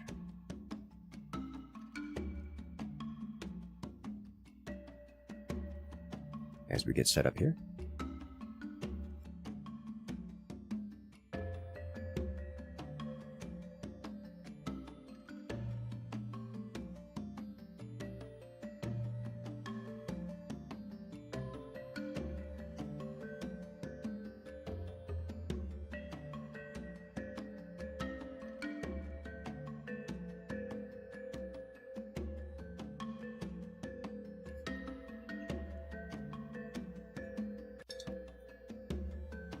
There's some beautiful cannon shots.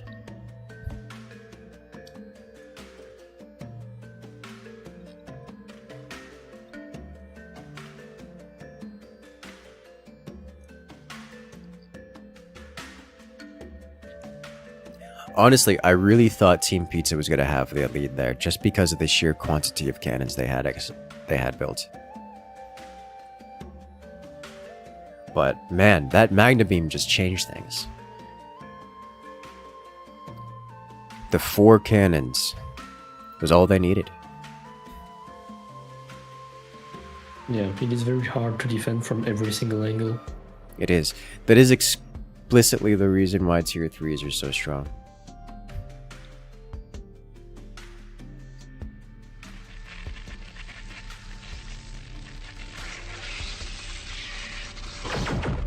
Well, hello there, Kalijah. Coming back and rejoining the incursion. The pizza has been eaten! Yes. Kalijah coming in with the 70 months. After all these years, that is a long time. Congratulations, friend. Welcome back.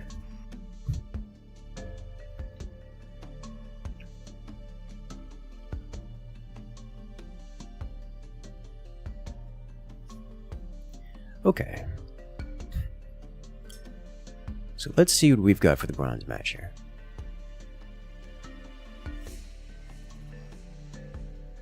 Maximal versus Pizza.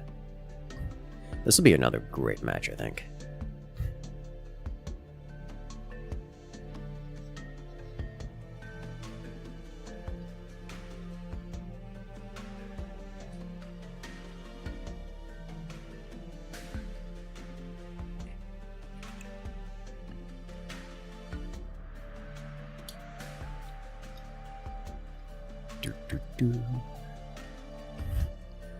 All right.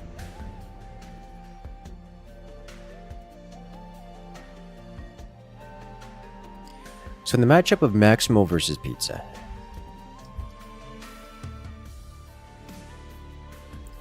I do suspect Pizza will come out on top.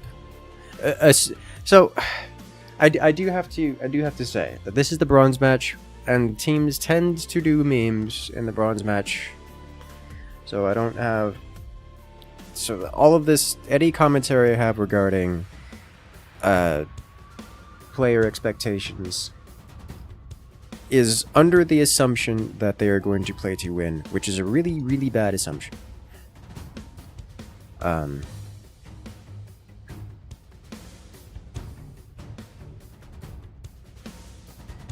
So I could say that assuming that the teams are trying to win with typical strats, nothing unusual, I would suspect that Team Pizza is at advantage here. That said, Maximal is very effective, so I also expect it to be a very good match.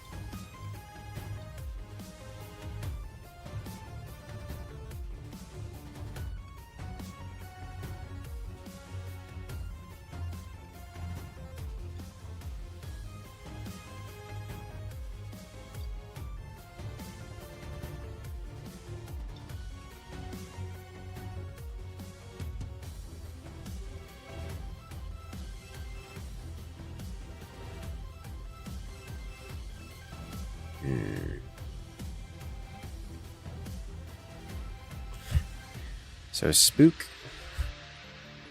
and Phantom are banned. Curious to see Phantom banned.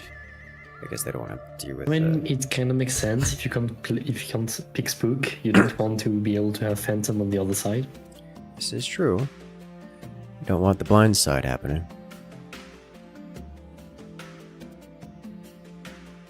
And we're off.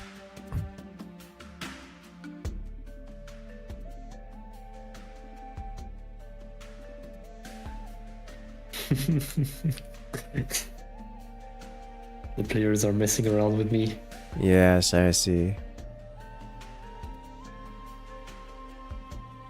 But now, we're up to round 1 in this best of 3, the bronze match. Let's do this. Here we have on the left-hand side is Team Maximal playing as the Buster Commander. Hack Tony, Ladurricane, and Armadillo on the left-hand side in the blue. We've seen Buster, and we've had a fairly lengthy discussion about Buster, so I won't go through that again. Because they're facing off against their opponents here on the right-hand side. In the red, it's Team Pizza. Debensing, Eaton, and Taichu playing as the Firebird Commander. Oh dear.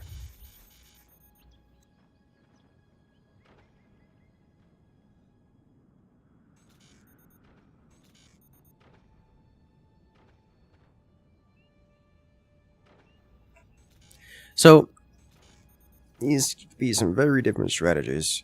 I'm kind of expecting Team Pizza to just try to overwhelm Team Maximal's AP damage. Just to try to burn them out of the game pretty mid-game-ish.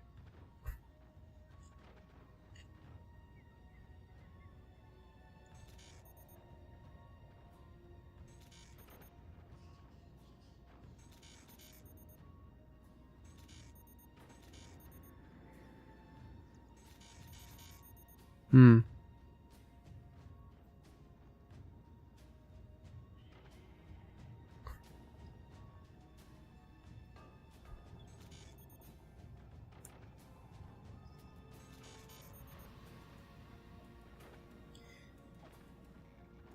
I'm looking for variations in the builds. Jesus Christ, Taichu.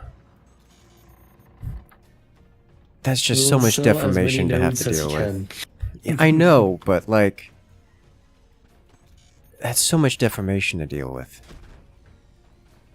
Like, I get it. It's fine, but... Ugh. But like, ew... And I guess it causes some lean, I guess, also. So he can make some more wood spam. Is it, does it though? Like it leans the wrong way, Maybe. right? Solid. No. No, it doesn't. No, it I would doesn't. say It no. counter leans. It pushes forward so that you can then pull it back. Yes. Which I guess is a bigger advantage than I'm giving it credit for. But man, if you're doing that, you desperately want another node. That node which is just barely not touching, you desperately want that node to be a foundation node.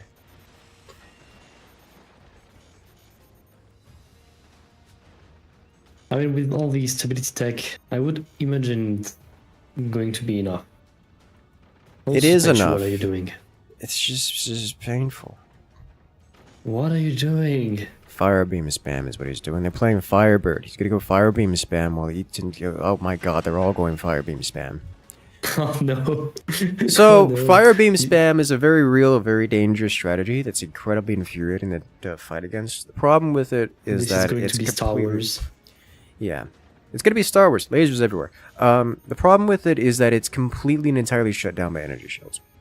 So the question then becomes, how quickly does Team Maximal recognize that it's Firebeam spam? And how quickly do they react to it? How efficiently do they react to it?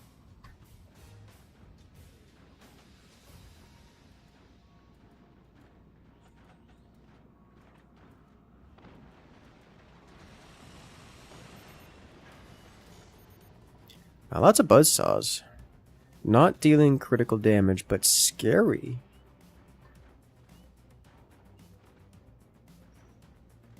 Scary is certainly a thing.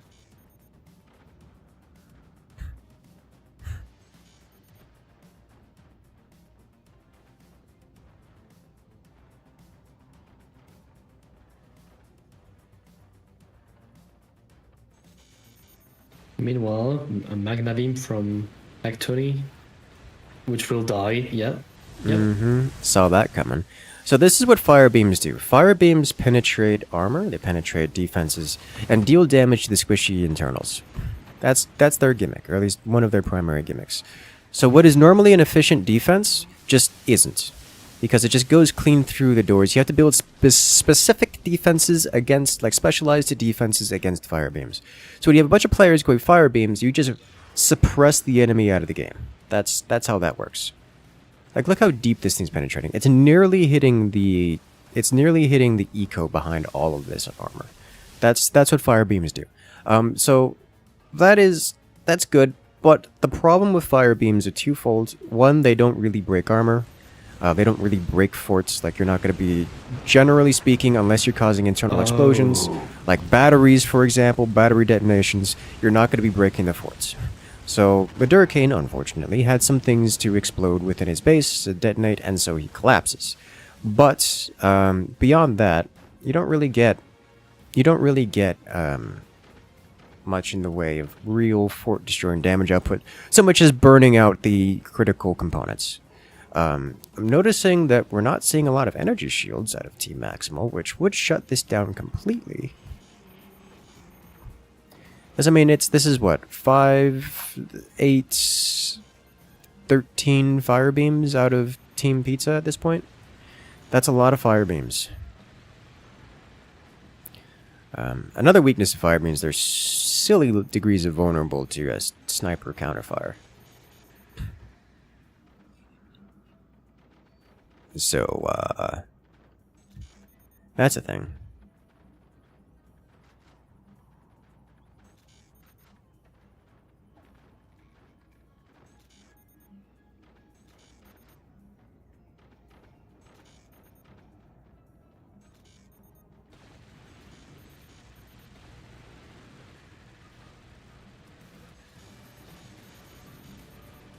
Group fired fire beams. Don't see that every day. Is that a refired fire beam? How could you? So at this point, Team Maximal really doesn't have much in the way of internals, which can be combusted. So Team Maximal is not taking much in the way of damage anymore.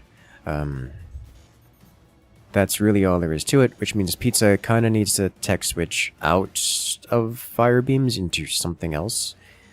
Even if it's just plasmas. Plasmas, of course, are risky because the same energy shields which defend against fire beams also defend against plasmas. Looks like armadillo. Oh, internal fire. Yep. Death by battery. Ugh. Secondary explosions. Batteries ignited. Everything explodes. Core goes with it. And Taichu keeps shooting for no reason.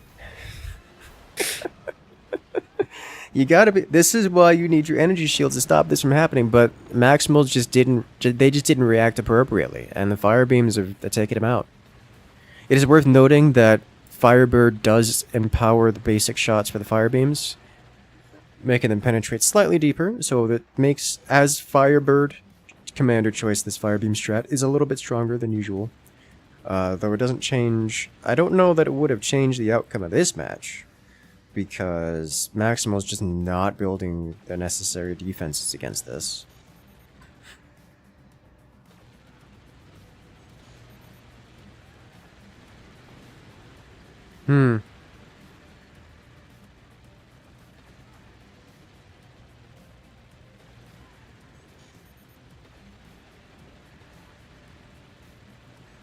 Okay.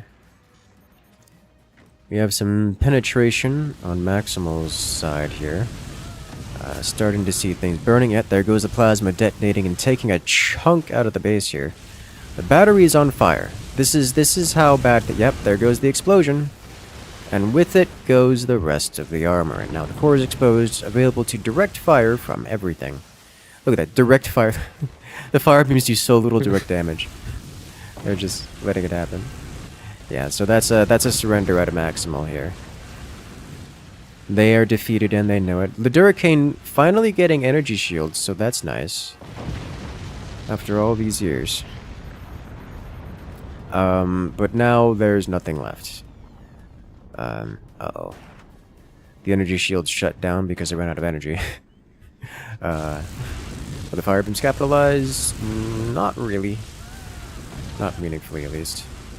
So now, here's an interesting scenario where Maximal is effectively completely immune to fire beams. And Pizza has nothing but fire beams. So this round can go for a while. Der Benzene... Yes, Benson. I don't know why you were like this, but you are indeed like this, so... He likes to live dangerously. That's a good way to put it.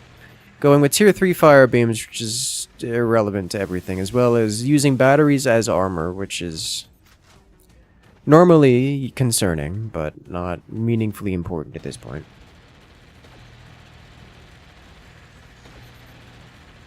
Is showcasing his fire beam prowess. So technically, this cannon can be hit if a fire beam ricochets into it from behind, which has happened, and ignited it. But as you can see, the fire beams are now harmlessly ricocheting off of the energy shields. Oh, almost touching that cannon from behind.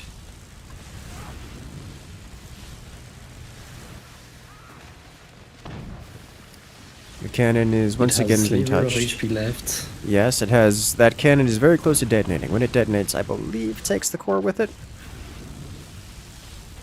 Possibly. Yes, quite possibly. Oh, it's close. Let's hit the shield. Yep. Oh, yeah. It certainly takes the shields with it. And that will be it. Game over for Maximal here in this round of the bronze match. Team Pizza wins it. Round 1 in this best of 3. You love to see it. Well done. Alrighty then, now we'll move on to round 2 in this best of 3. Talk about everything being on fire.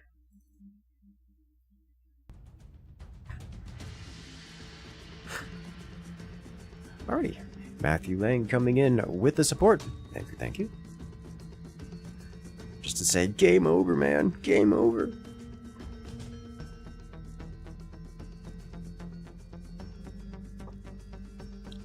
Alright, give us a minute as we set up for the next round in this competition.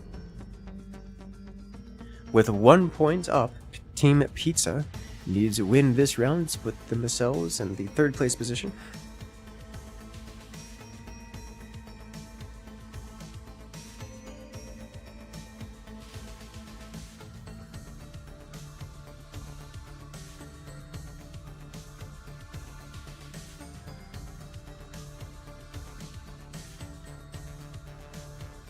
Which is, you know, pretty good.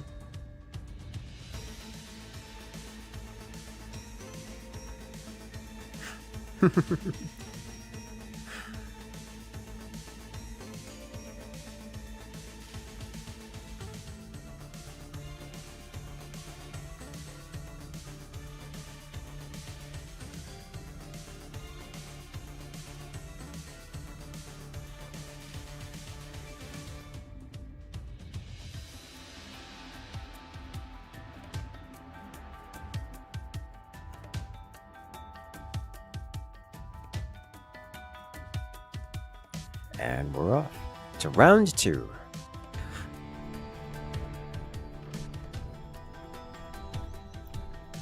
Alright, ladies and gentlemen. The sides have been swapped. Here we have, in the blue quarter, it's Team Pizza playing as the Pinch Fist Commander. Derbenzine, Taichu, and Eaton were victorious in their previous rounds. Jesus Christ, Derbenzine going with the 5 turbines. Why are you like this? Okay, well, on the other side, Team Maximal, on the right hand in the red, playing as the Armadillo Commander. 2 very different commanders, despite being similar aesthetics.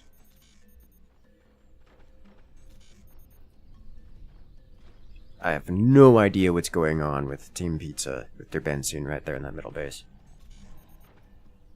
Benzine is just being Benzine right now. Yes. Clearly.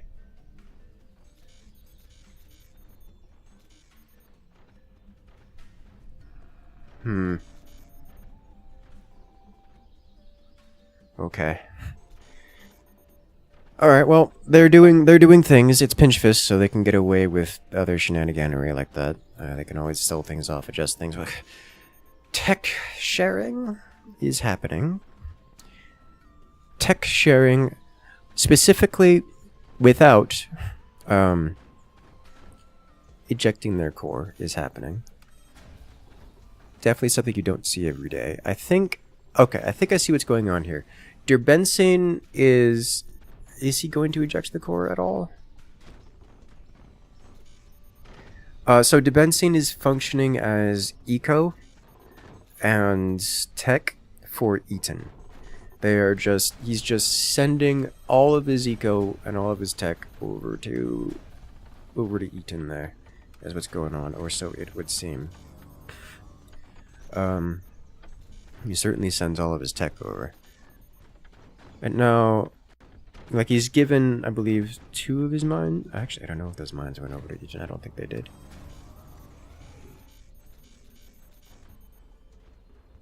I don't know what the plan is with this. Is Eaton giving it back?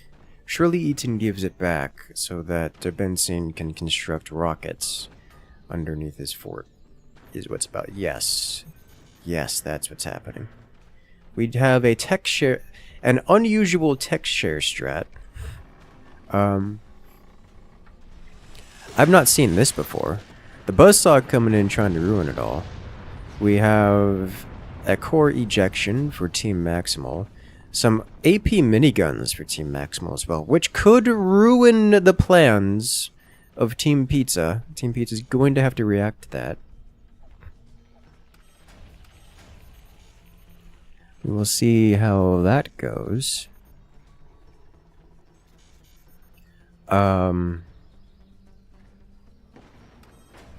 We're seeing a lot of early game aggression out of Team Pizza is what it is.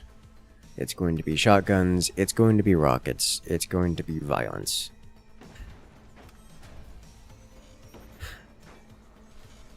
Those shotguns are keeping the AP miniguns in check. Team Maximal is going pretty deep into the late game weapons and defensive play. I actually really like what Team Maximal is doing here. As well, we have a lot of rockets coming out for Team Pizza. We have a core swing for Team Maximal.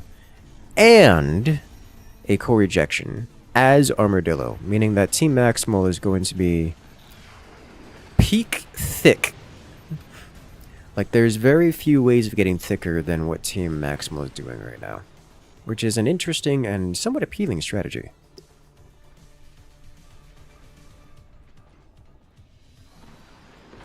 Whereas on the other hand, Team Pizza is just going like early game aggression with mass rockets. That's what, 6 rocket launchers and 2 shotguns?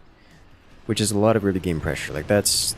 you require lots of energy for that kind of pressure. Fortunately for Team Pizza, it is also kind of a counter to what Maximal is doing. In part because Maximal is slow, so they're not prepared to handle things in the earlier games, such as these rockets. Nor do they have exceptional map control, which means they cannot knock these rockets out of the sky. If you guys remember, rockets are incredibly damage dealing in terms of just raw DPS, meaning that if they are left unchecked, it doesn't truly matter how much armor, how much defense you have, they will break. It will all break because the rockets will just penetrate through it.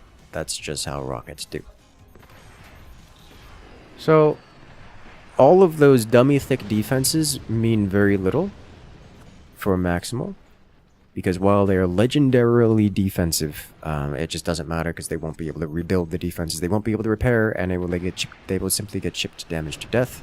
And the only way to avoid this is with machine gunners, defenses, map control generally, which, as you can see, Maximal is doing. They've got a lot of gunners with some specific entrenchments all over the place, just to help out against these rockets, and is helping immensely. It's just, there's a lot of rockets.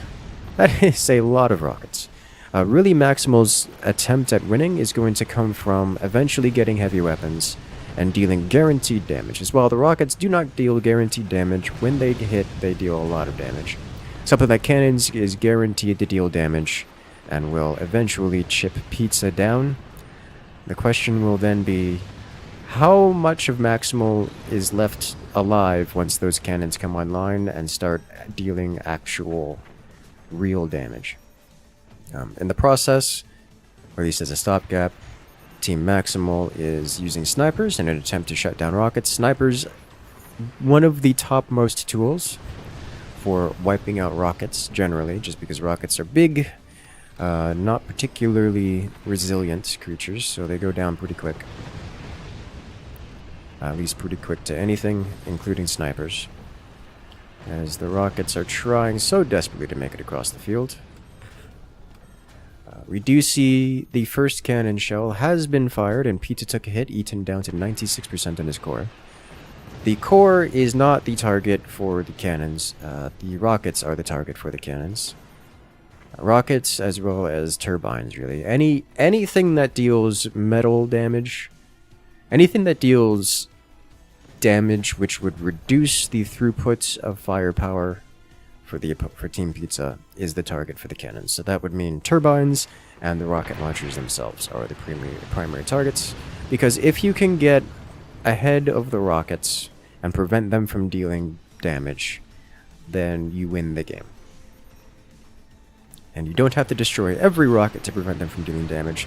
You just have to destroy enough that your machine gunners can consistently knock them down, knock them out of the air.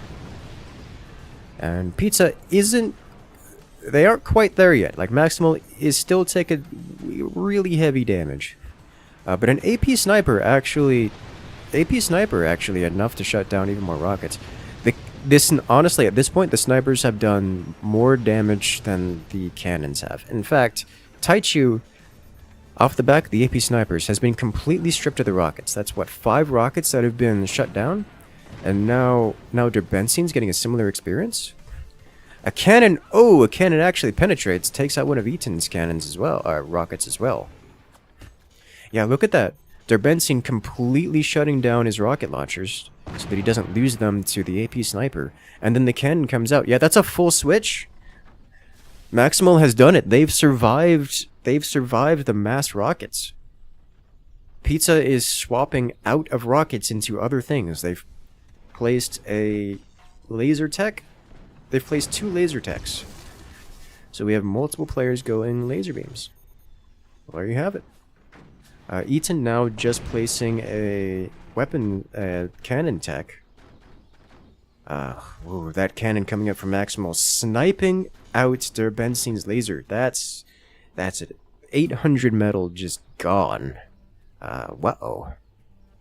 So this has gone from Maximal getting bullied, losing components every which way from those rockets, and Armadillo nearly being wiped off the board completely, to now having total map control. Because Pizza's no longer contesting map control whatsoever. They're focusing entirely on tech switching, as they kind of should, because Armadillo doesn't have any real benefit to owning map control beyond not dying to rockets. Armadillo struggling, still hasn't placed a heavy weapon, is still on the repairing his basic, still repairing his base. Derbensine, whoa! If that third cannon, the core was vulnerable, but the cannons didn't quite line up, didn't quite nail the shot. Derbensine's core down to 62%. Jesus Christ. Taichu placing 320 mils. These 20 mils are vulnerable to cannon fire, but he's not being shot at by the cannons. Yes. So he's taking advantage of the enemy team just not knowing where they want to shoot to get these 20 mils out faster. Placing a 4th 20 mil instead of armor. Oh, good lord. This man's being very greedy, very risky. And I think it's going to pay off. Eaton, on the other hand, focusing on upgrades. And Eco going up to full upgraded mines. As well as a bunch of upgraded turbines. Doesn't quite have a weapons platform created for his inevitable cannons, but will be constructing cannons. As Team Pizza's, well, Taichu specifically, his 20 mils are coming online right now. He's got 3 of them ready to go. Doesn't have the doors on them yet, though he's currently creating the doors for them. As Derbensine playing Team Tank down to 37%, his armor failing. There's just too many cannons hitting him. Like, that's 3 cannons. As Maximal's going up to 6 cannons. Armadillo building a fire beam plasma beam combo. We'll have that up in the next 15 seconds or so. Team Maximal is taking advantage of all this extra time to build a ridiculous amount of firepower, and that's coming online right now as Pizza's 20 mils are active. Splashing all over Team Maximal's lowermost player, but they're 20 mils, and that's just not enough to break through Armadillo's armor. Immediately getting the ire of the entirety of Maximal's weaponry. So all of it's going straight into Taichu. Taichu looking to use a Magna Beam in an effort to coalesce all of those 20 mil shots in the same spot. I probably would have waited to fire those 20 mils, but yeah, there's no real damage dealt to those 20s beyond a nasty repair bill. As Derbensine down to 30%, Maximal focusing on Derbensine instead of Taichu. Well, a single cannon pens Taichu's doors.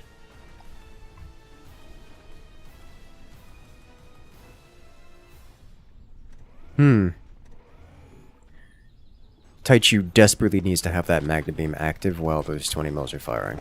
Otherwise, it's just not going to deal the damage. He doesn't have to do anything fancy with it. Like, doesn't need to reach around, wrap around, or any specialty shots. He just needs to have all those 20s coalesce in a single spot, which is what he's doing. And there it is. There's the penetration round. The lasers go with it. Armadillo down to 47%. Another volley like that, and Armadillo does not survive.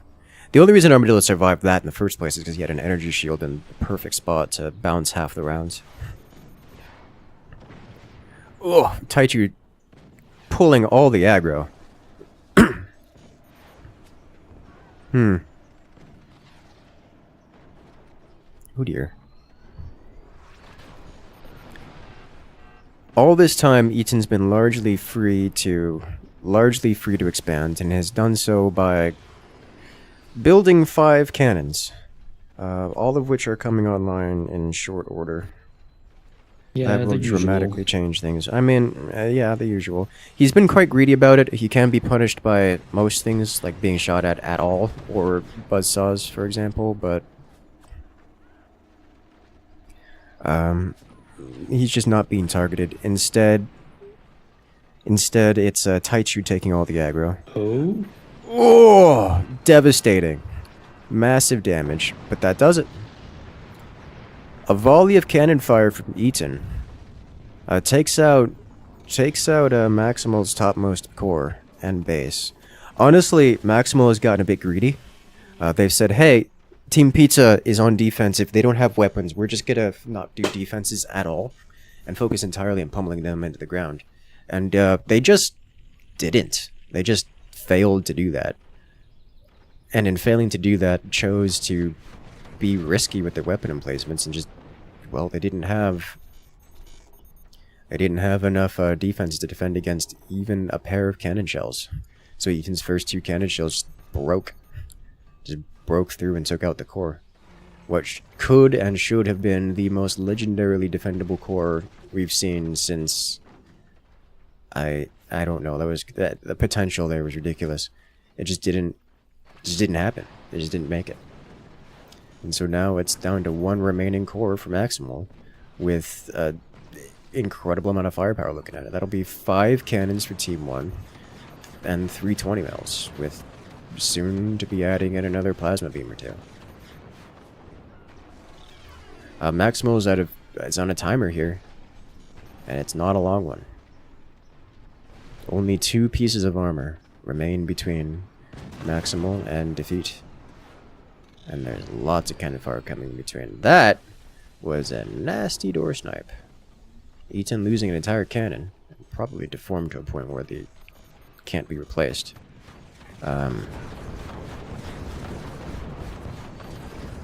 Jesus Christ.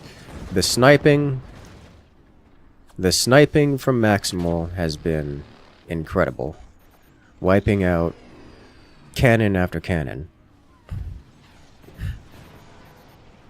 Oh, almost another door snipe. Honestly, Maximal's trying desperately to stay in this game, and they're almost succeeding exclusively off the back of back-to-back door snipes, which is kind of impressive.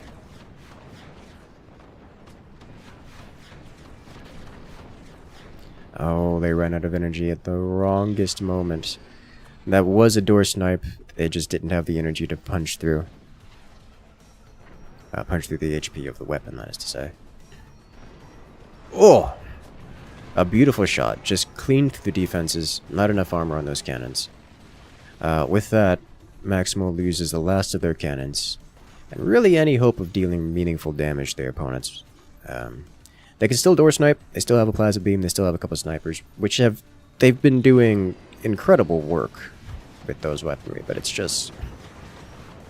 not going to be enough. Another door snipe takes out another one of Taichu's 20 mils. Every time Taichu fires, he loses one of them. It's, kind of a lot.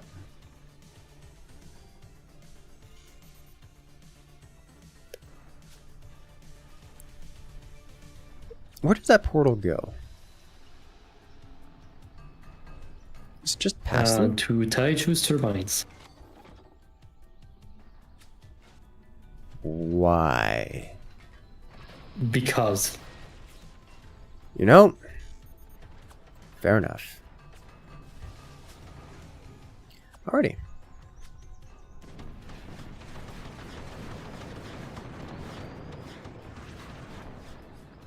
Excellent. So Maximal is still alive. It's just really difficult to see what they could do about it. Honestly, if Maximal gets that plasma beam through that portal, it would just kind of win them a core. It would likely eliminate Taichu. Not that it would. The angle is quite right. And also he has shields. This is true. Oh wow. Yeah, I think the angle was there. Yeah, my bad. It just didn't matter. It just didn't do enough damage. But now Taichu has set up his own set of portals into Benzin's core. I have the totally not friendly fire experience going on here.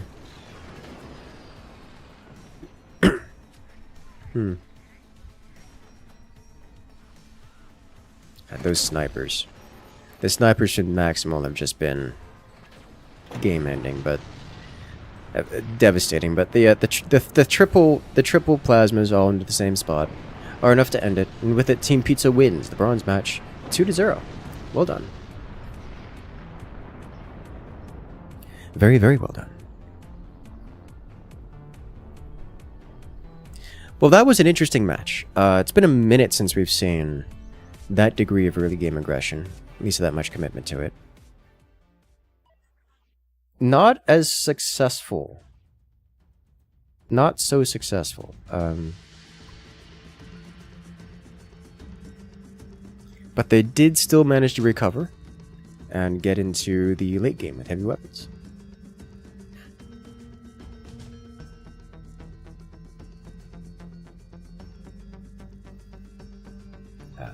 Love watching this type of video format? Well, lucky for you, the Forts Pro League starts next week, where we will be doing a big push into even more videos. We'll have freshly edited and nicely cut, nicely edited videos for you coming up here next week. Starting with the Forts Pro League, which is 7 days from now. So we'll start it with the kickoff stream. We have some, opening matches, right? Yes.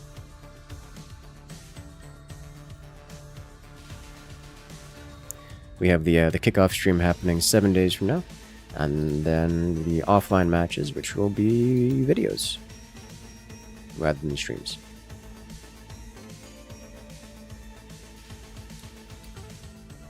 All right, so now we're moving on to the grand finals. I'm looking forward to this one.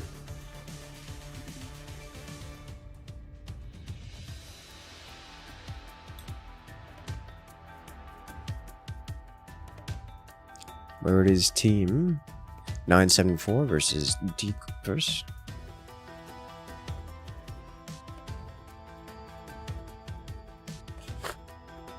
Alrighty. Are y'all ready? We're getting the match set up and ready to go. It'll be another minute or two before we start.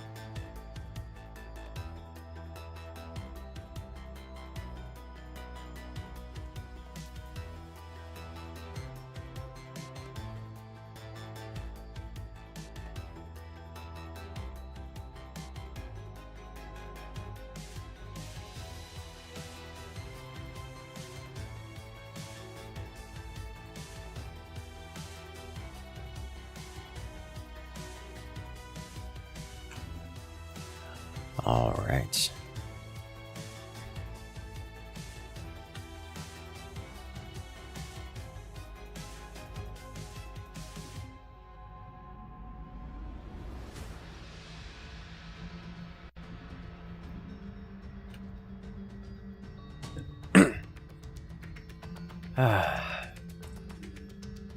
I'm excited.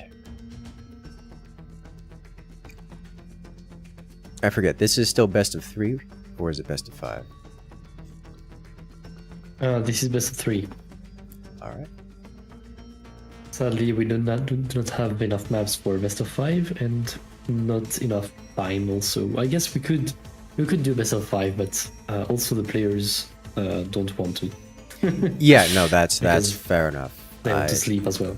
Yeah, not super fan of the best of 5. As much as I'm a big fan of more matches, best of 5 is a lot for everyone involved.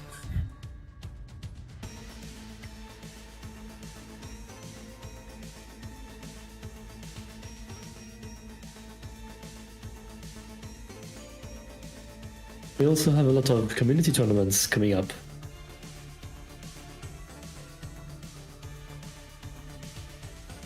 I believe we have one of Cloud's tournaments and one of PL's tournaments as well, Yes. coming soon.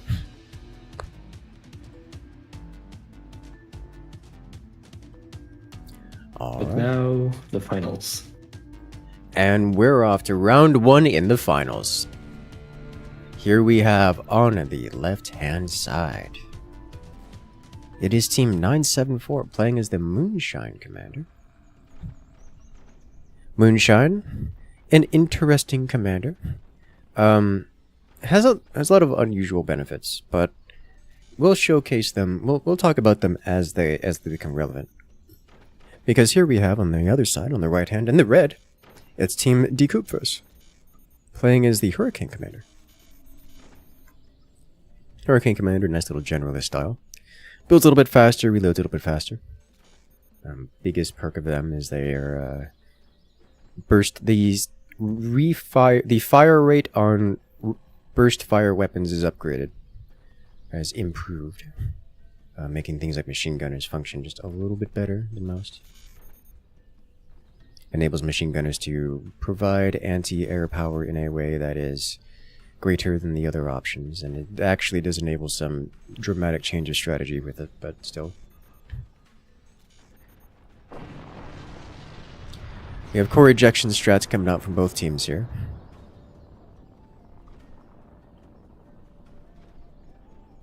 Earlier ejection for Team Incursus, 974 ejecting a little bit later. Worth noting that Team 974, their central core, has restructured to enable an extra mine. So they will have one additional mine over Team Incursus, which may or may not be important. But if the game goes very long, it may be relevant here.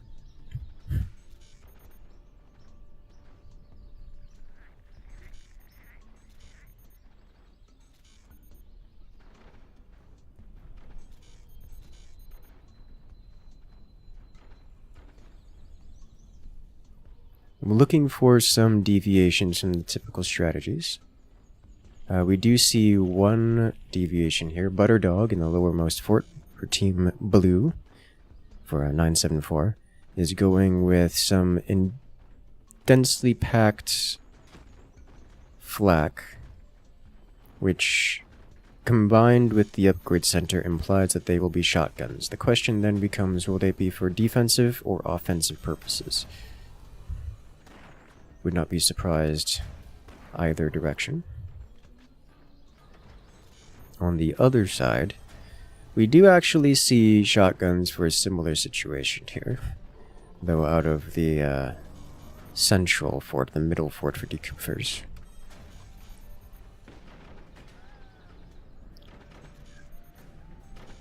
My questioning of Butterdog comes from the lack of a heavy weapons tech out of Butterdog, which implies a heavier development in its early game, whereas both of the merged forts for either team are going for cannon tech. Because I am myself the lower fort for Incursus here on the right. It's going for laser tech. So right side's going to have lasers and cannons with just a couple of shotguns for defensive purposes, while 974 is going to have cannons and not much else. is it's just a pair of shotguns and an AP sniper. I'm not sure what's going on here with Butterdog. He is getting a little focusing on eco a bit. But he's got an AP sniper and a pair of shotguns, which generally implies a heavy investment in map control, something you don't typically see without players going for howitzers or nukes or some other similar like heavy mortar kind of strats. No, he's just going lasers. No, it's just a very slow progress to lasers. Okay. I can live with this.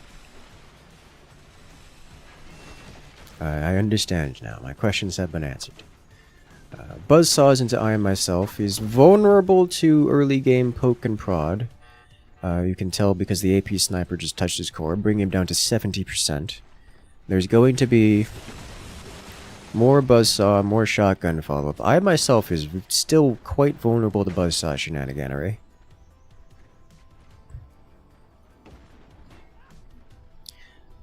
As the grand finals match here is starting off a bit rough for everyone involved.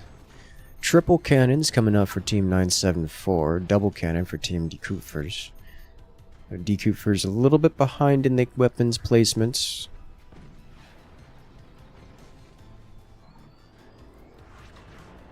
But not by a substantial margin.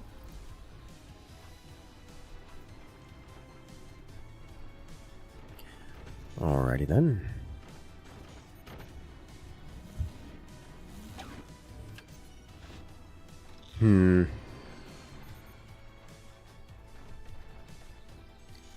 Things are starting off a little slow. I'm surprised to see Decouffers is not adding in additional cannons with a lot of haste. Because they kind of, with merged bases like this, they're a bit behind the time for weapons placement. But now is an excellent time to talk about Moonshine, because Moonshine Commander is active. Moonshine Commander has two bonuses. The first bonus is that it enables energy shields to act as doors, which is very, very, very good. The second bonus, which is relevant here, is it makes all explosive weaponry, things with AoEs of every kind, become EMP. So now we have cannons that are also EMPs, and this is causing the shutdown effect that we see splashing all over Decoupfer's base. It also applies to snipers, which typically don't have a splash radius, but it applies to them anyways. They're an outlier in this. So this is quite relevant. You very often see 20mm with Moonshine, because 20mm with their inaccuracy and relatively small but wide range of splash damage can coat an entire base and like multiple bases in EMP effects, which is quite effective. Very, very effective, in fact. But it's just fairly common to see just a lot of standard cannons out of Moonshine Commanders, because all it does is enable shutdown, like just flat out, just straight flat delays to the opponents. And anything, honestly, cannons are so generalist and pressure focused that any kind of boost to them at all of any variety makes them good, makes them better. So like, cannons don't synergize particularly well with things, so they're just like a big base damage. They just do everything okay. So adding anything more into it is a bonus. It's not an incredible bonus, but it's a bonus, and they don't need an incredible bonus because their base damage is just so effective that they don't need to have some kind of cheap gimmick to make them powerful. Just any additional power is good power.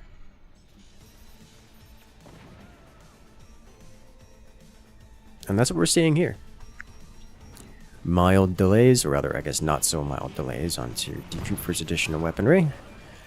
Delays on the repairs, delays on everything, makes the cannons more effective. And now we have up to 4 cannons from 974, and they're kind of putting Decouffers into a death spiral kind of experience. They're not in a death spiral yet, because they're able to pay for things and still reconstruct while progressing, but it's getting close. They're getting close to falling into the whirlwind that is defeat. It is also worth noting that Moonshine, at least its biggest feature really, is that in most of bigger matches such as this, the biggest feature of Moonshine is that it applies the EMP effect to portals before passing through them, meaning that return descenders do not work against Moonshine at all. So if you're doing something like tier 3s or artillery or really anything long ranged, Moonshine is the premium commander because it cannot be return descendered at all. Where return descenders are very often the premium defense against longer ranged artillery style weaponry. So if you're in a really big map, or in a 4v4 especially, you see Moonshine a lot for that reason, specifically.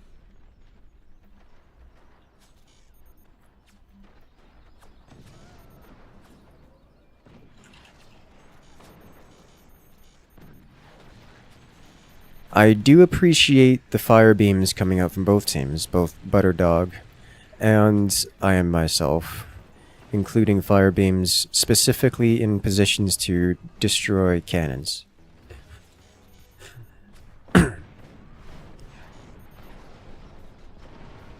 Oh, penetration. Decupfers loses energy production. That's a lot of damage. A regular EMP, because why not, I guess. I guess if your teammates don't have line of sight to do if there that, is you no might as well. anti-air. Yeah, there's no anti-air, why not? Like, I guess it works.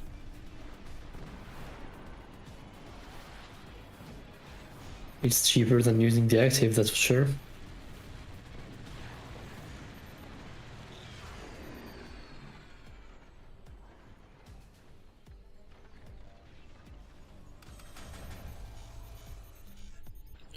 Yeah, I mean, 974 is just scaling up. They're just adding more cannons. The sheer quantity of... Oh, a door snipe.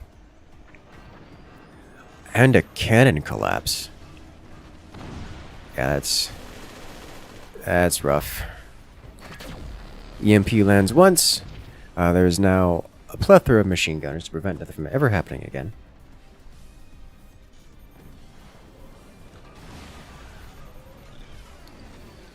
Yeah, honestly, Decupfers, they're just in a rough spot because the amount of cannons coming out of 974 now is just kind of preventing construction and progress. Even if Decupfers gets the money to spend things, which they're struggling for, by the way. The quantity of cannon fire coming out of, like the volume of cannon fire coming out of 974 is enough that it's not shutting down progress, but it's close. But what little progress they're making is being delayed heavily just by the EMPs.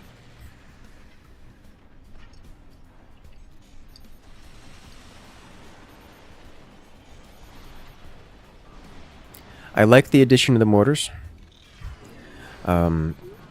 With the relative lack of map control out of Decupfers, or either player for that matter, neither team is trying hard for map control stuff. I love the buzzsaws. As I've mentioned many a time, these style forts are extremely vulnerable to buzzsaws, specifically below the core, just below the core, because, or damage generally, but buzzsaws especially, because those points below the core are load bearing. Yeah, it looks like they're falling into the death spiral here. Decupfers, I guess it's technically not a death spiral because they are able to continue building, but they're taking chip damage. That one was just another door snipe. Well, that's one of the good things with the Moonshine active. It was technically a door snipe, not quite. It was just that they missed the door snipe when the doors were open. They were EMP'd, so they had another chance to go at it.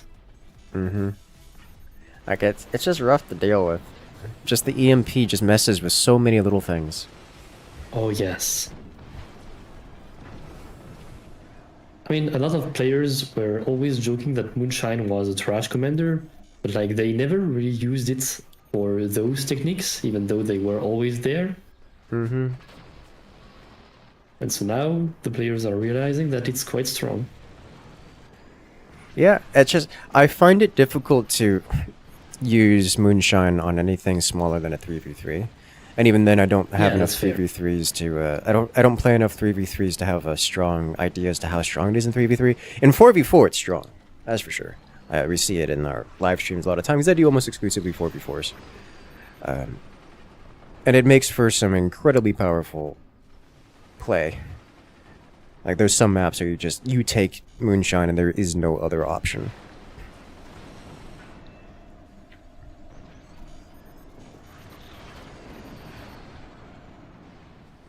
Oof. I like the motors out of Decoup first. It's forcing 974 to spend on map control and anti-air generally. Despite all these cannons, it seems to revert to mortar is the strategy.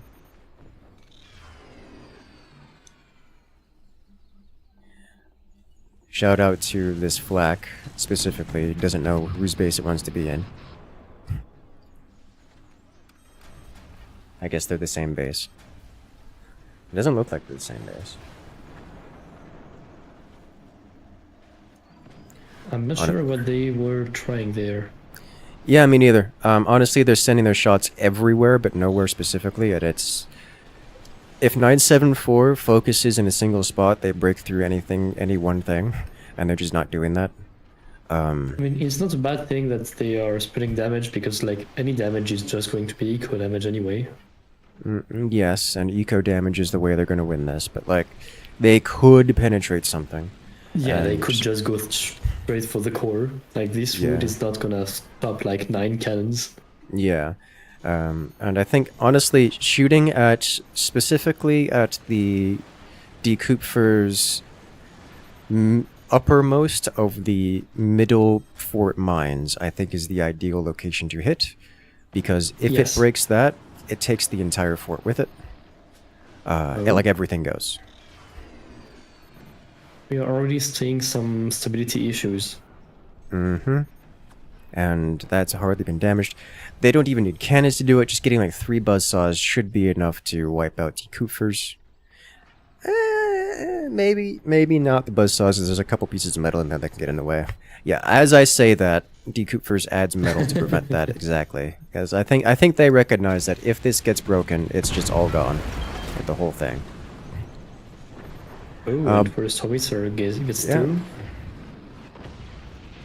Second does not. But yeah, Decoupfers, I mean, they've got a lot of firepower in them still. So, like, they're not out of it. It's just...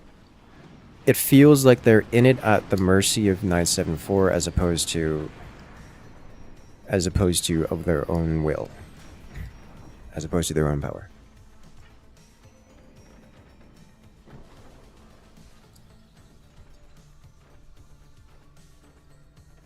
Like, it's like they're just barely hanging on. They barely have the economy to expand, though they are slowly expanding. At least under just under the repair costs of things, at least. The cannons are chipping away at the edges. And I think 974 really should focus up. Or at least focus on a specific spot. But I mean, they're getting damage done. Like, they're breaking turbines, they're breaking the occasional weapon. They're hitting things. It's not like they're not doing things. They're just not penetrating where they could. And where I personally think they should. Like, that howitzer exists. Why? Why do you permit this? Surely your cannons have an angle close Just to shoot it. into there. Yeah, exactly. Yeah, there you go. Like, look at that. Good. They shut it down. They broke a bunch of that's things great. around it. Do it again. Like, why are you letting it why are you letting it exist? Like, you have the power to break it. A bunch of new red struts are making their yeah. apparition. Just hitting anywhere around that vicinity stresses the entirety of Decoupfer's base, like to a point where it's going to break if they let that happen again. If this fire beam goes, it takes with it. Oh god, that's really shut down. Like if the fire beam goes, it takes with it the. I think what they're trying to do a repeat of the last time, where instead of punching through the front, they're trying to get that clever wraparound shot. They try to bypass the armor. They don't need to. Yeah. They never needed. They didn't need to the last time they did it. They just wanted to do it, and like they just haven't managed to make the shot. So it's just like watching them try the fancy thing fail over and over and over again when all they have to do is knock on the front door. And like this is a fort design that both teams are familiar with. Both teams are using it. They are fully aware that where the breakpoints are in this base, or at least they should be fully aware of where the breakpoints are.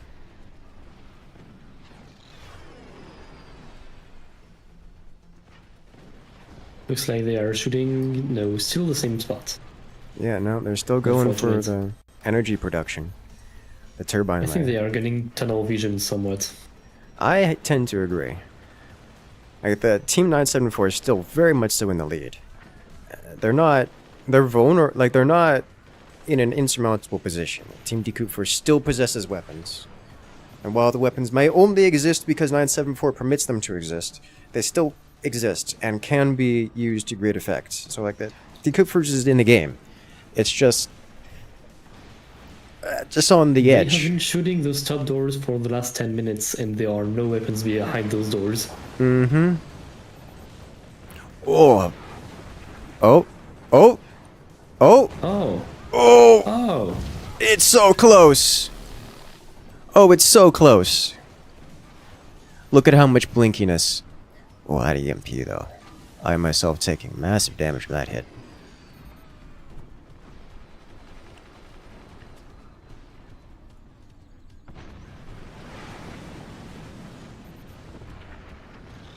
Oof. Alright, there it goes again. Good. Do it. One more? Do One it. more? Oh, they didn't make it! Oh, they didn't make the shot! Oh. They broke a critical piece of metal, and it's redone the stresses. Their stabilities tech Yeah, is just enough to hold them, Keep but doing only that, and just maybe barely. A couple buzzsaws, and yeah. That's gonna take the howitzer? Not quite. Oh, come on. Oh, takes out a come 9. on. That is so very close to shattering.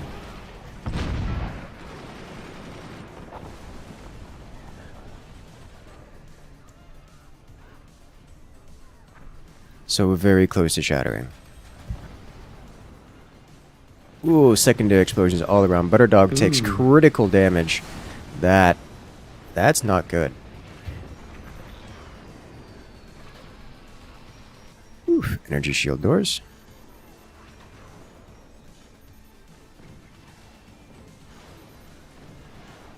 Oh, the wraparound shot. Did I get it? There it is. Now that's a good Very magnet clean. shot. Very clean. Dude, that is so many cannons.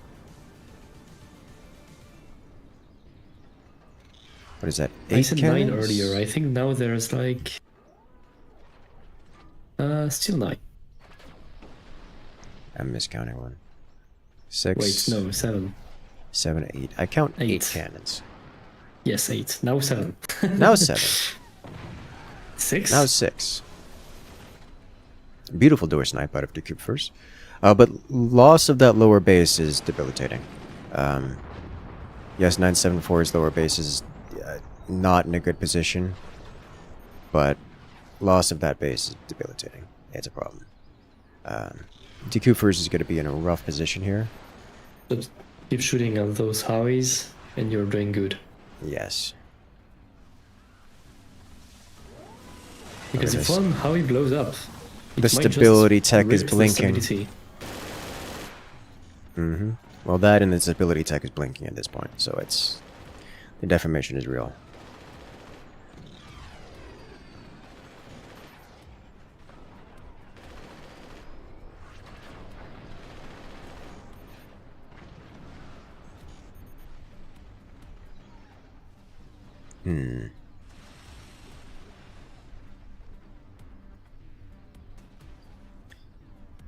I appreciate Decouphers here just sitting on that plasma with the door open, waiting for a door snipe opportunity, which I believe is the appropriate response. Tries to door snipe the magna beam, doesn't quite make it.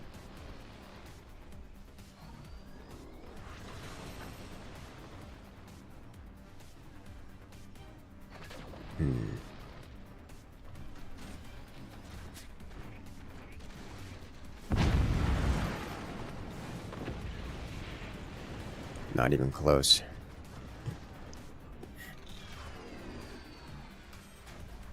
With 6 minutes left in this round, 974 is lacking a bit of firepower in some sense. At least, they haven't reconstructed their cannons that were once lost. Oh! Oh, how is that still standing? That's actually kind of impressive that's still standing. Stability tech is no longer blinking. Something shifted and brought the weight back. I'm pretty sure just a couple buzzsaws and it goes crumbling. Yes, though I am surprised it would require the buzzsaws. It's just that buzzsaws are more convenient at breaking those points. Yes. Now that the armor has been shattered.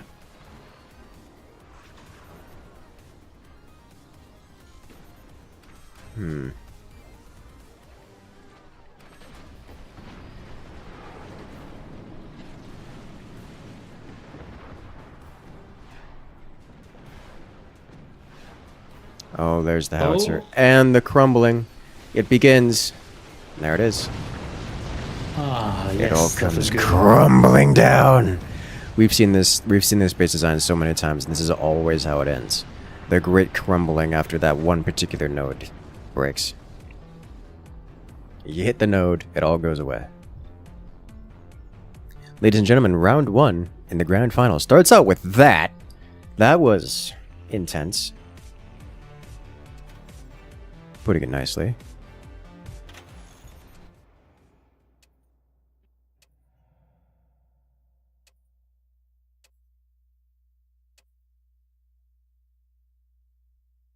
I need to see that again.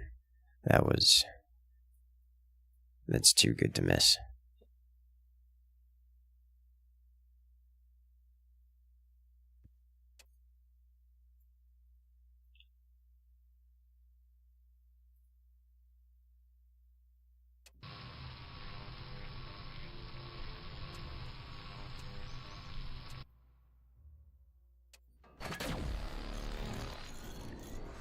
Oh dear.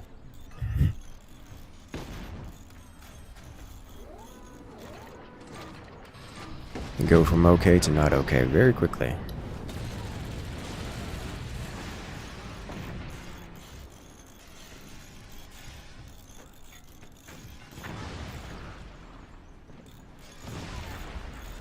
Here comes the ricochet.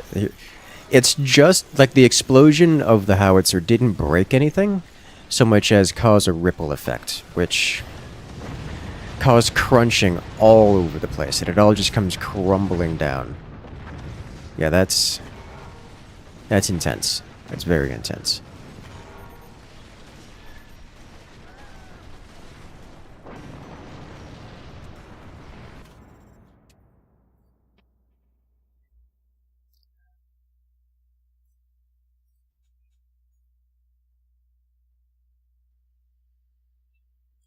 Alright.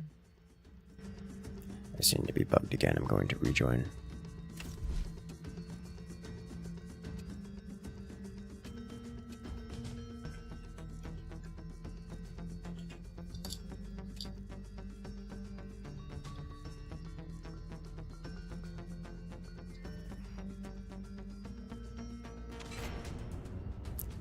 Alright. Looks like we're ready for round 2.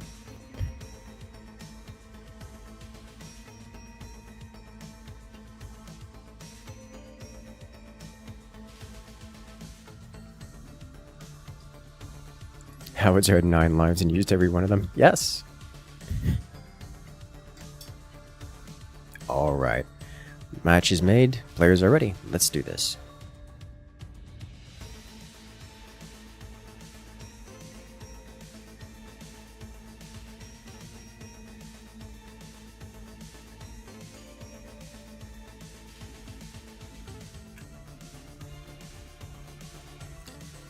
Into round 2 in this best of 3 in the finals of the Fort's tournament. Fort's 30th tournament.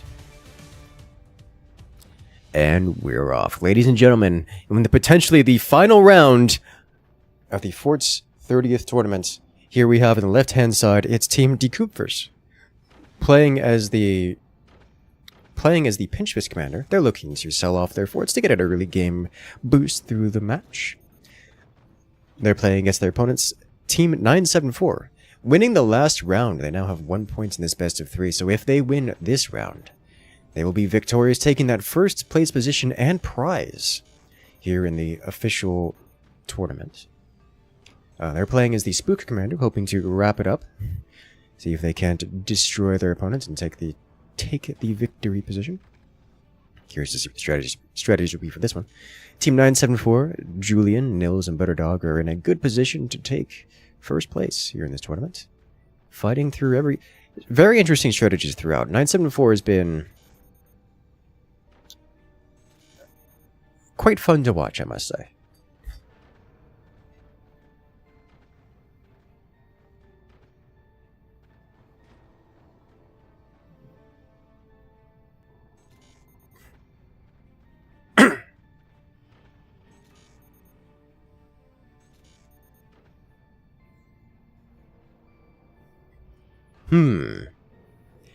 So at this point, I'm looking for strategic deviations that would in some manner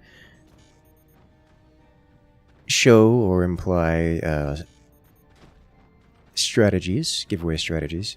I'm not seeing anything exceptional. The biggest exception is Nils here, who's getting particularly skeletalized, even by pinch fist standards, despite him not playing pinch fist, rendering himself super vulnerable to buzzsaw shenanigans, which might happen. Not likely, but might happen. It seems both teams are content to go straight to the bigger weapons. We're talking late game heavies. Unsurprisingly, we're seeing mass cannons out of the top fort for each team. Lasers for the mid fort. Maybe... No, it's probably also... We do see a core ejection out of 974 here, which I did not expect, but is not terribly surprising. You see that it's every so often in this map. Usually we see lasers out of the mid fort, but given the lack of laser tech, it's likely to just be hyper-focusing on cannons in the top fort. Maybe some cannons every so often from the middle fort. We're not seeing any heavy weapons tech from either of the lowermost forts. It's mortars for both, with buzzsaws, snipers, and machine guns. So it looks like the lowermost forts are going to be doing a little bit of aggressive play, while the other two forts will focus on heavy weapons. So this is predominantly a heavy weapons build for both teams, where each team has a dedicated harasser player. Which is not unexpected. Not unusual, I should say.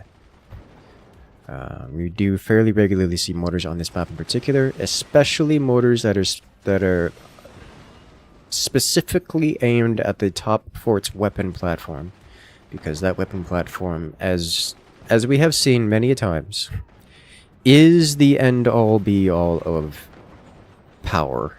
If it's permitted to exist, it will win the game. The game becomes whose top fort is sufficiently suppressed, and to that end, having a harasser player send mortars into it is quite the effective tactic.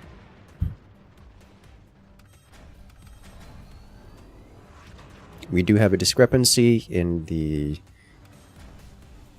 weapon of choice. On the left-hand side, Decouplers is going for mass howitzer, whereas the right-hand side, we do see cannons, the topmost fort position. I'm partial to cannons over howitzers, but howitzers eventually outscale anti-air. So if you get enough of them, you just kind of win.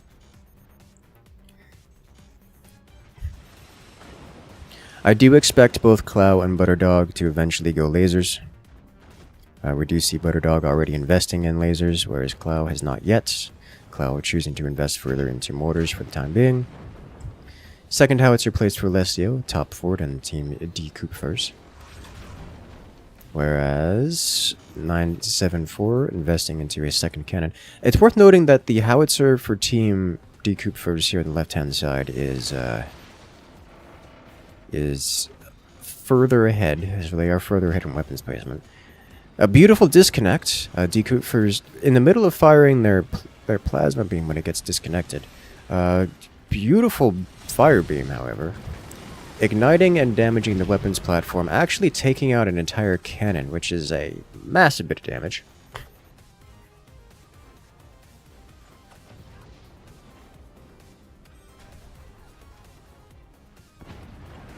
The first howitzer flies.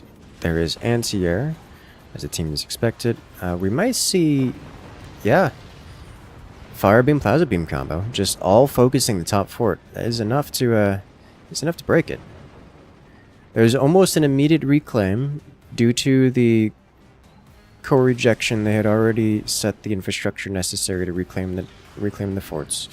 They will have to fight to maintain that connection, as Decouper will be focusing on these connection points to prevent 974 from having access to that topmost position. This genuinely presents as a problem for Team 974, because their topmost position is now incredibly vulnerable to disconnection. If it's disconnected at the wrong time, or perhaps the right time, then they lose everything. So it makes it quite a risky proposition to develop weapons there, but you kind of need to, or else you're just going to fall behind your opponents. 2 cannons coming online. They actually get their shots off, not a surprise, but damage has been dealt. Not enough to break through Decouper's armor. That much isn't a surprise at all. Decouper's has had plenty of time to armor up, but with the triple howitzer coming online shortly, 974 needs to do something about that. The fire beams are clearing the skies of most of the anti-air.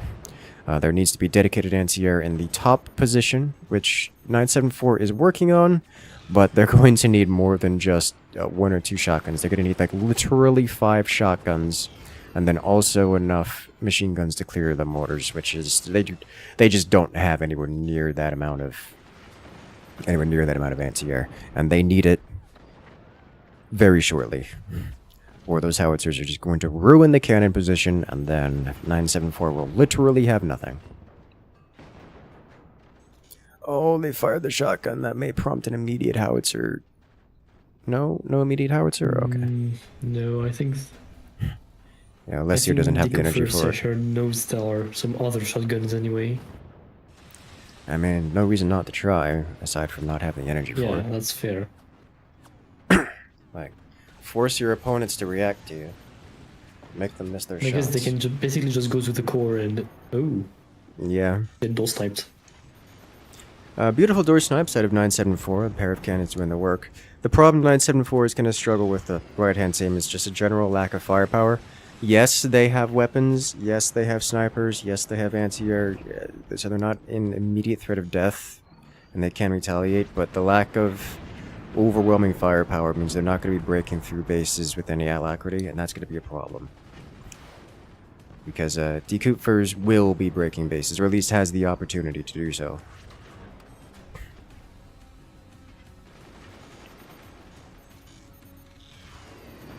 God, those mortars making it across, dude. The mortars are just devastatingly effective.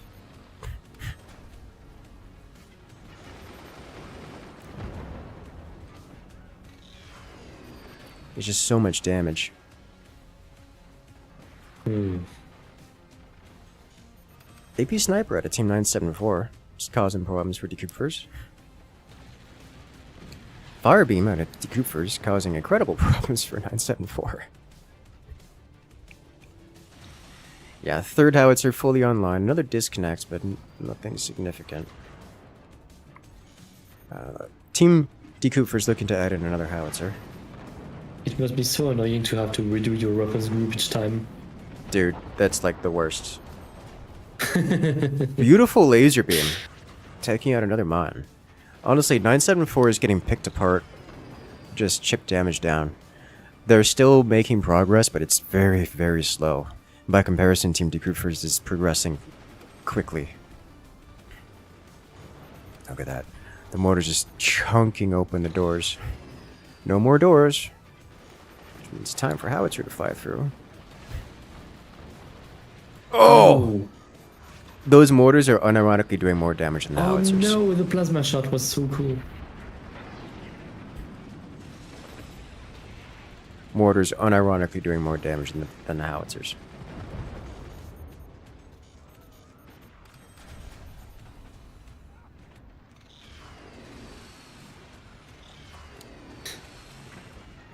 The disconnects are just here to do psychological damage. At this point, yes.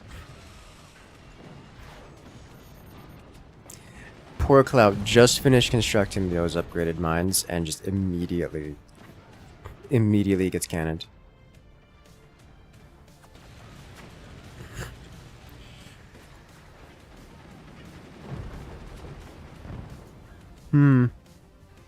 Using shotgun as mortar anti-air. I mean, they might. I mean, they kind of have to. Like, the howitzers are scary, but the mortars are actually just the bigger threat at this point, I think. Oh! I myself finally lining up that laser shot. Next time the mortar hits that position, the laser can cut through. Oh, devastating. The mortars are gone. And half the turbines. Oh, door snipe. Team 974 wiping out I am myself's plasma beam? Plasma beam. In there, I don't recall what was there. Was a plasma. No longer a plasma. Alessio adding in non-howitzer weaponry. I don't know if that's a good thing or a bad thing. Because if you build more howitzer, you can overwhelm the point defense. But if you it build... takes a lot of energy. Yeah, but it does.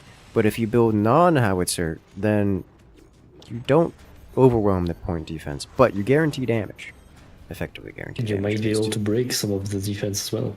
Yes. But like 120 mil is not going to be doing that. Oh! Oh. That'll be a quick reconnect for Team Decouper, but that wasn't in their plans. That's unfortunate. Team Decouper loses a core. Just direct fire laser to the core. Not much lost, though. Yeah, honestly, not all that much loss for it. That's so much anti-air, dude. Team 974 not playing around. Remember when I said they're gonna need like 5 flak and they got it. Like 5 shotguns. They definitely and do, yeah. Nothing extra machine guns. They got it. So those howitzers are locked down. 974 looking to try some fanciness with a multi-cannon magnum beam. I mean, if they don't have the angle on the bottom fort, they might as well. It's a good tactic.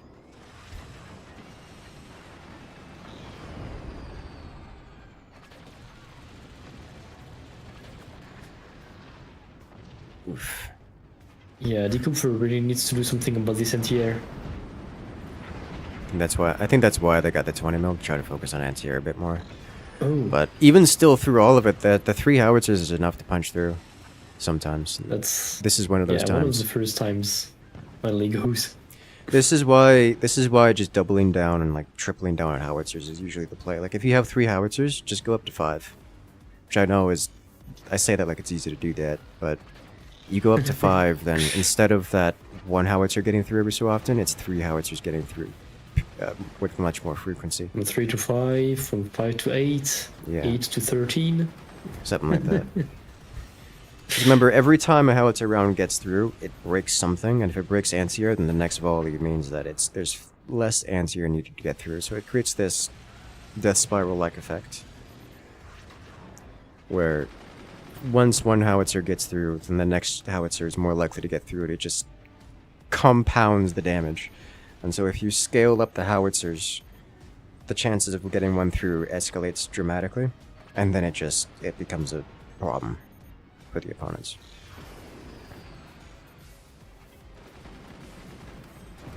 Same kind of issue that the high seas aircraft have, where sure, you can have infinite anti-air, but it doesn't matter if the opponent just overwhelms it by spamming planes out. And then everything breaks.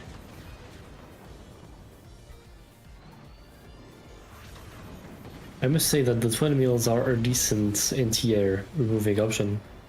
Oh yeah, for sure. It's certainly, I certainly understand why they built it. I Ooh. kind of disagree with the decision-making process. But hey, I'm not the one playing these, so I'm not in the finals right now. So it's not my. I have no say in the map. I just think that they had it better because last time they played on this map, they did just go up to 6 howitzers, and that was game-ending. I need to just do that again. It worked last time I did it. That's a fair note.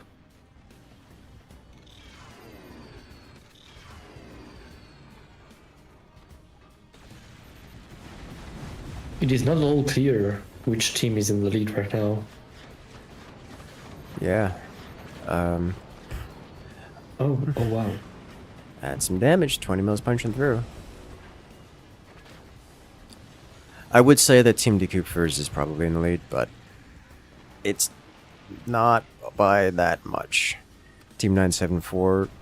So the reason I said that is Team 974 is struggling to get base breaking damage. Like, at this point in time, Decupers cores are not in threat. Are not under threat at all. It's just that Team 974 has plenty of lasers, and so Team Kufer's weapons are in danger.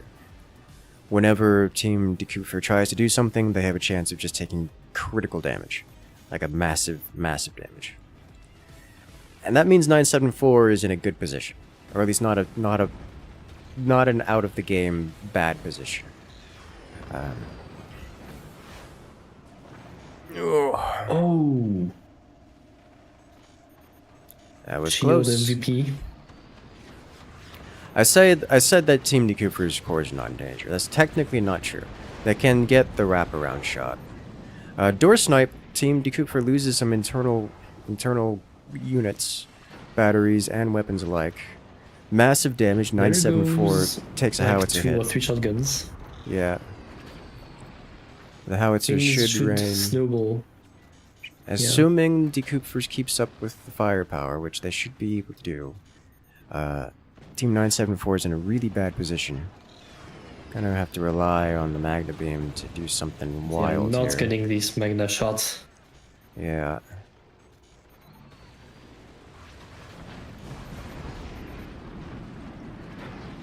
Yeah, look at that. The howitzers are starting to make it across with the lack of anti-air. Oh, big damage. Big damage all over the place.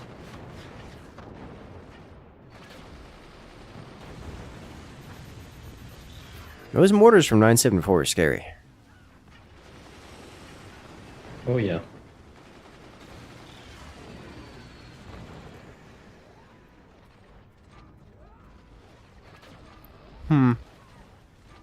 Yep. I think 974 is just working on the Hail Mary, trying to wipe out Klau's core. Which, I think right now they do technically have the damage for it, but it's close. As long as Klau doesn't get greedy with the defenses and focuses, at least as long as Klau focuses heavily on the defenses, he shouldn't be vulnerable, and just leave the rest of the players and Decupers to deal with the damage. This is where I question the choice of 20s, because 20s, they need more damage output out of that top base to keep Klau from getting in real danger. And that's just, they don't have it. It's also worth noting that Decufer's top base is technically vulnerable to the wraparound tactic as well. No less so. It would be harder to pull off, but yes. Yes.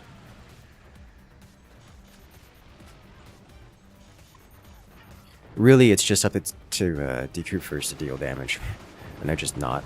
Like their weapons are not off cool. Their weapons are off cooldown. They can be fired, and they are not currently being fired, despite having the energy to do so. Which I think is a mistake. They need to be firing, like high priority. Oh. There it is. And that's it. Oh. Oh my god. That is one way to end the match. Holy smokes. I did not see that one coming. And that's how the tournament ends. Okay. From from behind. I don't even know if that's from behind. I just missed it. The undercut. Fighting from behind, Team 974 manages a super critical hit that I did not see coming a mile away. And neither did... Jeez, holy smokes. Neither did their opponents, so they just got wiped out of this match. And with that, Team 974 takes first place in this tournament. I need to see that in the replay. That was ridiculous. Like, go watch it 3 or 4 times. Yes. They even had an energy shield there, dude. Like, all right, we gotta watch this in slow motion, as they even had an energy shield here. Look, and they just managed to get the one grid space shot with the laser beam.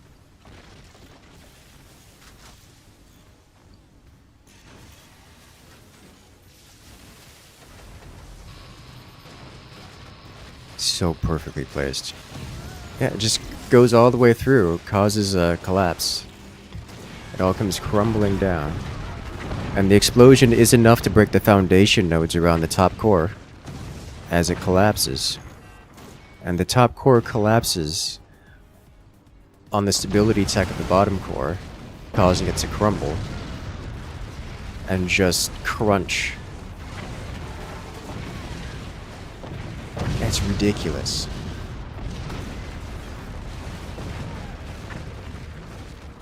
Holy smokes.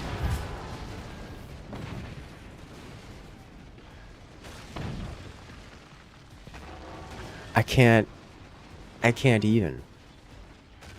Now that's a wild match. Ladies and gentlemen, welcome to Forts. Welcome to the 30th Forts official Moonshot tournaments, as we have our champions, Team 974, are victorious, taking first place, winning that first place prize, knocking their opponents down to the second place position.